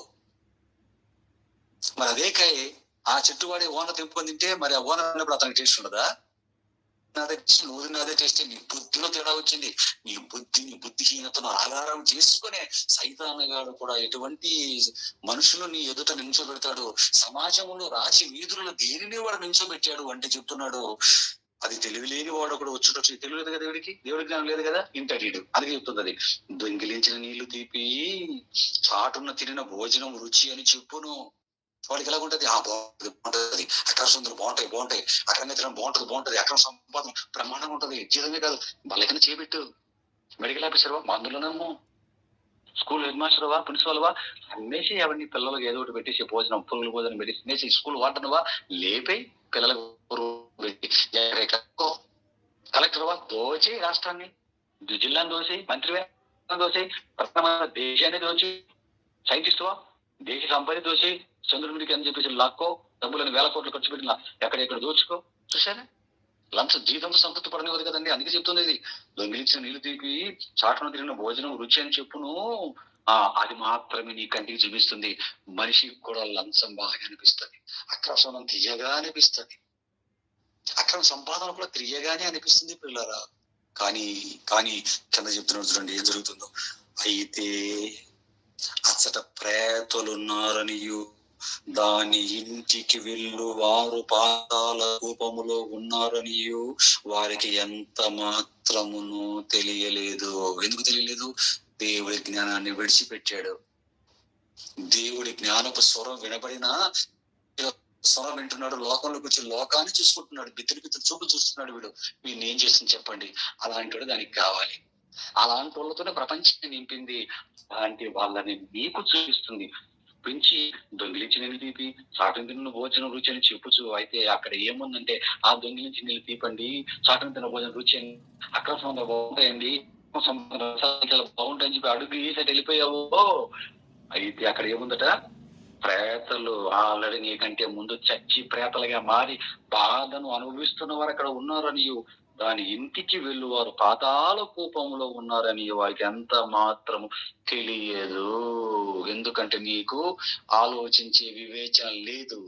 ముళ్ళ తుప్పలో పడిన విత్తనాలుగా ధనం, మోసం, అహిక విచారము నీ హృదయంలో ఉన్న వాక్యాన్ని తొక్కేసి అటు వెళ్ళిపోతుంది. అంతే, ఆల్రెడీ లోకం వెళ్ళిపోయింది. బుద్ధి లేదు. నువ్వు కూడా బుద్ధి కలిగి జ్ఞానం విని కూడా స్వరాన్ని పట్టించుకోకుండా జ్ఞానం స్వరాన్ని వెళ్ళిపోయావు అనుకో, ఇది సంభవిస్తుంది. ఏం చెబుతున్నాడు ఆలోచించిన దేవుని పిల్లలారా. ఏమండి, ఇవన్నీ వింటున్నప్పుడు, ఇవన్నీ చదువుతున్నప్పుడు మనకి ఏమనిపిస్తుందండి? దేనిని కావాలనిపిస్తుందండి? బతుకంతా లోకం కోసం బ్రతికి సంపాదించినంత సేపు మీకు చెప్తుందే, సంపాదిస్తున్నంత వరకు నీ భార్య, నీ బిడ్డలు, నువ్వు సూపర్, మా డాడీ సూపర్, నా హస్బెండ్ సూపర్, మా నాన్నమ్మ సూపరు, మా అమ్మమ్మ సూపరు, మా అబ్బ సూపర్, మా తాత సూపర్ అంటారు. తేడా వచ్చిందనుకో ఏమంటారు వాళ్ళు? ఏం చేసావు మా కోసం అంటారు. తెలుసా నీకు? తేడా జరిగితే ఏం చేసే కోసం? ఒక భార్య భర్తను అంటారు, ఏం చేసావు నువ్వు? అంత చేసినా కూడా భర్త భార్య అంటాడు, ఎంత చేసినా ఏం చేసావు నువ్వు? సరిపో చూసి తెలిసిపో, మాకు నువ్వేం చేసావు మాకు తెలిసిపో. పిల్లలు అలాగే అంటారు. పిల్లల బాగున్నంత వరకు బాగుంటారు. పిల్లలు మనసాన పడి, ఒరే నన్ను చూడండి రా, నన్ను పట్టించుకోండి రా, షుగర్, బీపీ, ఏ కిడ్నీకో, ఏ హార్ట్కో, ఏ బ్రెయిన్ కు కొట్టి మూతి వంకర పోయి, కాళ్ళు చేతులు వంకర అయిపోయి మనసాన పడ్డావనుకో, 1, 2 మొత్తం మనసు మీద పోతున్నాయి అనుకో, నీ కొడుకు వస్తుంది అనుకున్నావు తీయడానికి, నీ భార్య దగ్గరకు వస్తున్నావు తీయడానికి, అప్పుడు మనిషి ఒరిజినాలిటీ బయటపడుతుంది మన దగ్గర. నీ భార్య ప్రేమ ఒరిజినాలిటీ నువ్వు సంపాదించినప్పుడు బయటపడదు, ముద్దులు కురిపిస్తుంది. మనసం మీద కూడా 1, 2 మనసుల వెళ్ళిపో, అప్పుడు తెలుస్తుంది నీకు ఎవరికి ఎంత ప్రేమ ఉందో. అప్పుడు వాళ్ళతో నీ మీద ప్రేమ లేదు, నేను పట్టించుకోవాలని తెలిసింది, నువ్వు ఏం చేయగలవు? మరలా లేచి కాలచక్రాన్ని వెనక్కి తిప్పి, నీ భవిష్యత్తును వెనక్కి తిప్పి, బిడ్డను ఎక్కడ పెట్టాలి అక్కడ, కొడుకుని ఎక్కడ పెట్టాలి అక్కడ, భార్యను ఎక్కడ పెట్టాలి అక్కడ, దేవుడి జ్ఞానాన్ని నేర్చుకుని ఎక్కడ ప్రకటించాలి అక్కడ ప్రకటించగలవేటి. అంతా అయిపోయింది. కొట్టింది షుగర్, బీపీతో, ఏ కిడ్నీకో, ఏ హార్ట్కో, ఈ బుర్రకు, బ్రెయిన్ కు కొట్టి కాళ్ళు మూతులు సొట్ట వెళ్ళిపోయి ఏం చేసుకోలేక, నీది నువ్వు తినక, నీ పాసు, నీ 1, 2 అంతా 1, 2 మంచంలో వెళ్ళిపోతూ కంపు కొట్టుకుంటూ కూర్చుంటున్నప్పుడు శరీరం శక్తిహీనం అయిపోతుంది. బ్రెయిన్, నీ ఆత్మకు మాత్రం అన్ని అర్థమవుతుంటాయి. ఆ స్థితిలోకి వెళ్ళిన తర్వాత ఏం చేయగలం పిల్లరా? లాక్కుంటారు, మన ఆస్తులు వాళ్ళే లాక్కుంటారు. నువ్వు ఇవ్వాల్సిన అవసరం నువ్వు రాయకుండా వాళ్ళే లాక్కుంటారు ఆస్తులు. నువ్వు ఒక పైన సంపాదించిన ఫ్లాట్లు ఇల్లులు వాళ్ళు తీసుకుంటారు, శుభ్రంగా తీసుకొని నిన్ను అలాగేస్తారు. అప్పుడు బుద్ధి వచ్చిన తర్వాత ఏం లాభం చెప్పండి పిల్లారా, ఏం లాభం చెప్పండి పిల్లారా? ఏమి చేసుకోలేక బ్రతుకు పరమార్థం అర్థమైపోయి క్రీస్తుని పక్కన పెట్టావు, దేవుడి జ్ఞానాన్ని పక్కన పెట్టావు, స్వార్థ ప్రకటనను పక్కన పెట్టి కుటుంబ శ్రేయస్సే వాళ్ళ మా డాడీ వెరీ గుడ్ అని కౌలించుకుని వాళ్ళు ముద్దులు పెట్టడాలు. ఒక ఆయన అయితే మన యూట్యూబ్ లో ఏదో పెట్టారండి, వాళ్ళ ఆవిడ గొల్లి పూలు తీసుకొని వచ్చి ట్రే పెప్సీ ఆ ట్రేతో తీసుకొచ్చి కూరగాయల ట్రేతో అలా గుమ్మరిస్తున్నాడు, నైట్తో కూర్చుంటే వాళ్ళ ఆవిడ. మళ్ళా సంచి తీసి మళ్ళీ సంచితో గుమ్మరించి మొత్తం వాళ్ళ ఆవిడ మీద కిందికి దిగి పూ తీసుకొని ఇచ్చారు వాళ్ళ ఆవిడకి. ఆవిడ తీసుకొని సంతోషపడి ఆవిడ మురిసిపోయి సంతోషపోయి ఉబ్బి తప్పికి అయిపోతుంది ఆవిడ. అంతగా దేవుడు భార్య అని ప్రేమించేవాడైతే ఏం చేస్తాడో తెలుసా? మల్లెపులు కాదు గుమ్మరించవచ్చు, దేవుడి జ్ఞానం అని క్రీస్తు పరిమళ వాసన నీ భార్య మీద, నీ బిడ్డల మీద, నీ మనవుల మీద, కోడళ్ళ మీద, కూతుర్ల మీద, అల్లుల మీద కుమ్మరింప చేసుకొని వారందరితో దేవసేవ చేసుకొని మరణించి పరలోకానికి చేరుకుంటాం.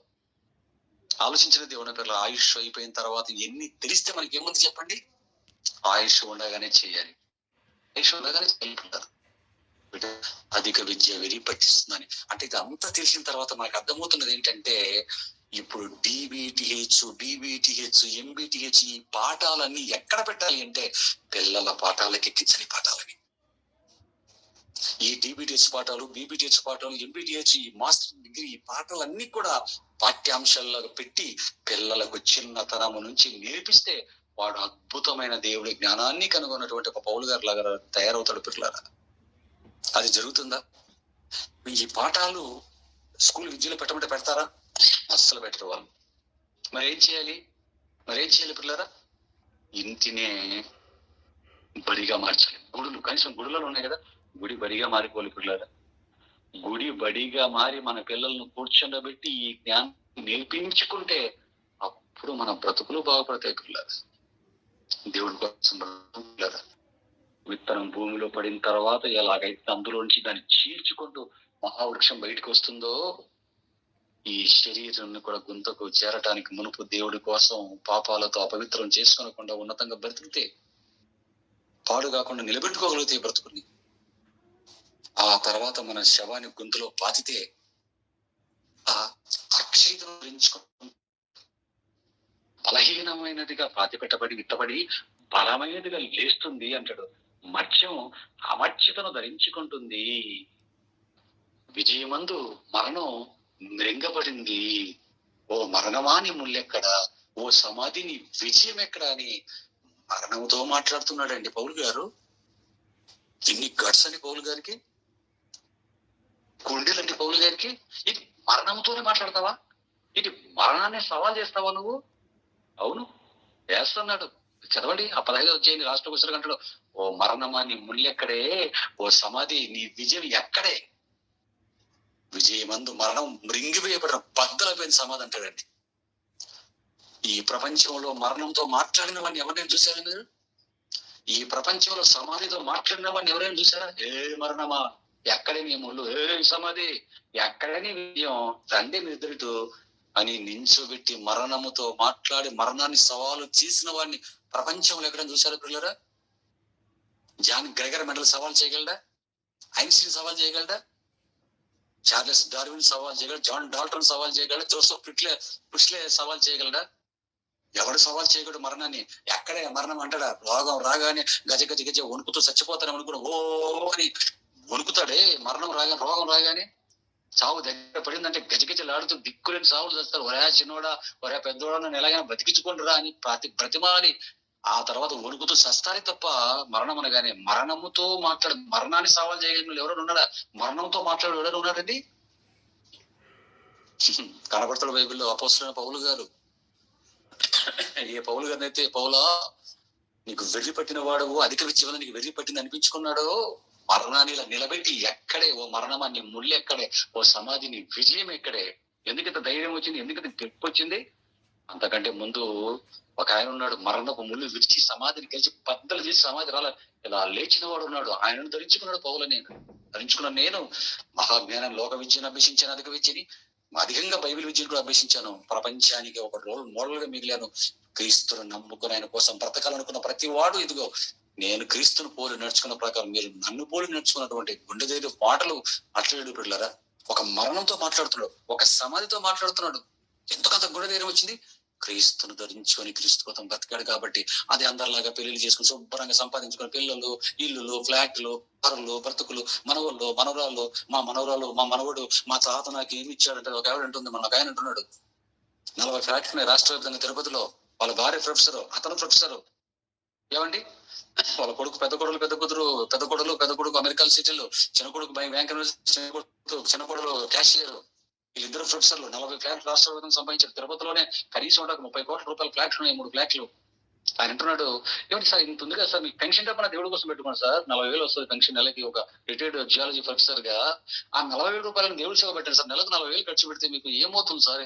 ఏం తక్కువ, నెలకు 40,000 దేవుడి పనికి ఇచ్చి ఎంత పని అవుతుంది?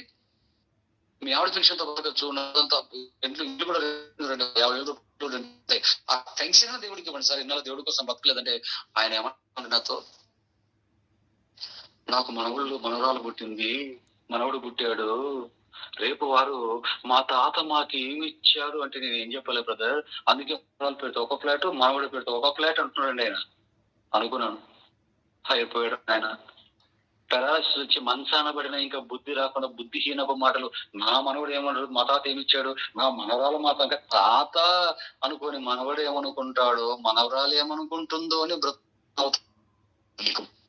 బ్రతుకు ఇచ్చి, నీకు శక్తిని ఇచ్చి, ఆ శరీరాన్ని ముప్పొటలు నీ కడుపు నింపి, నీకు ఒక చదువునిచ్చి, ప్రొఫెసర్ గా ఉద్యోగం వచ్చేటట్టుగా చేసి, ముప్పొటలు నీ తినబెట్టి, నువ్వు కాలేజీకి వచ్చేటప్పుడు, పోయేటప్పుడు, నువ్వు పడుకున్నప్పుడు, తిరిగేటప్పుడు, నువ్వు ప్రయాణాలు చేసేటప్పుడు మరణం సంభవించకుండా, యాక్సిడెంట్ రాకుండా, తన నీడ కింద ఏదో ఒక రోజు నా కోసం బతుకుతాడు, నా కోసం గుప్పిలు విప్పుతాడు, స్వార్థ పట్టణం తీసుకెళ్తాడు అని నిన్ను కరుణించి ఇంత కాపు కాసిన దేవుడు ఉంటాడు. జ్ఞానం నీకు లేదా? ఇది లేదండి. బాగా వినండి, ఎంప్లాయీస్ కానివ్వండి, వెల్ సెటిల్ ఫ్యామిలీస్, చదువుకొని గవర్నమెంట్ ఎంప్లాయీస్ బాగా సెటిల్ అయిన వాళ్ళు వినండి ఈ మాట బాగా. ఈ ఆలోచన లేదా? నీ మనవాడు కొడుకు ఏమనుకుంటాడో, కూతురు ఏమనుకుంటుందో, మనవడు ఏమనుకుంటాడో, మనవరాలు ఏమనుకుంటుందో. ఇదా మనకు ఉండవలసిన చెత్త జ్ఞానం. వాళ్ళు ఏమనుకుంటే నీకు వచ్చే నష్టం ఏముంది? వాళ్ళు ఏమనుకుంటే నీకు పోయేది ఏముంది? వాళ్ళు ఏదని అనుకుంటే మరి నేను పంపించింది అదే నీకు. ఆయన ఫీలింగ్స్ తో పని లేదా మనకి? ఆలోచించండి దేవుని పిల్లరా. ఆయన ఫీలింగ్స్ ను పట్టించుకోదు ఈ లోపల. అన్ని మనిషి అందరి ఫీలింగ్లు మాత్రం అర్థం చేసుకుని బతికామనుకోండి, కుక్క ఫీలింగ్ అర్థమవుతుంది, ఆవు ఫీలింగ్ అర్థమవుతుంది, కోడి ఫీలింగ్, పిల్లి ఫీలింగ్ అన్ని అర్థమవుతున్నాయి. భార్య ఫీలింగ్, బిడ్డల ఫీలింగ్. దేవుడి ఫీలింగ్ వాక్యం చదివిన వాడికి, దేవుడి జ్ఞానం ఉన్నవాడికి అర్థమవుతుంది. దేవుని పిల్ల ఆలోచించండి. ఒక జాని గరగర మండలి అనేవాడు దేవుని సేవకుడుగా ఉంటూ చదువుకుని లోకానికి పెళ్లి చేసి వెళ్ళిపోయాడు. అపోస్తలుల పౌలు ఒకే విత్తనాన్ని చూశాడు, అదే విత్తనాన్ని చూసి పరిశీలించాడు. చచ్చిపోతే మన బ్రతుకున్నటువంటి అద్భుతమైన సత్యాన్ని ప్రపంచానికి మరణించేంత వరకు లెస్సగా ప్రకటించాడు. పిల్లలు ఎవరికి క్లాప్స్ కొట్టాలి చెప్పండి? మనం ఎవరికి క్లాప్స్ కొట్టాలి మనం? పిల్లలు బైబిల్ పట్టుకొని లోకానికి మేలు చేసిన వాడికి, బైబిల్ పట్టుకొని ఈ ప్రపంచానికి చచ్చిపోతే మనం బ్రతుకుందనుకొని నిత్య జీవాన్ని బోధించిన వాడిగా, చేసిన వాడిగా, దేవుడి పక్షాన్ని కష్టపడిన ఎవరికి క్లాప్స్ కొట్టాలి, ఎవరిని ఆకాశవంతలో చూపెట్టాలి? ఆలోచించండి దేవుని పిల్లలు, ఆలోచించి.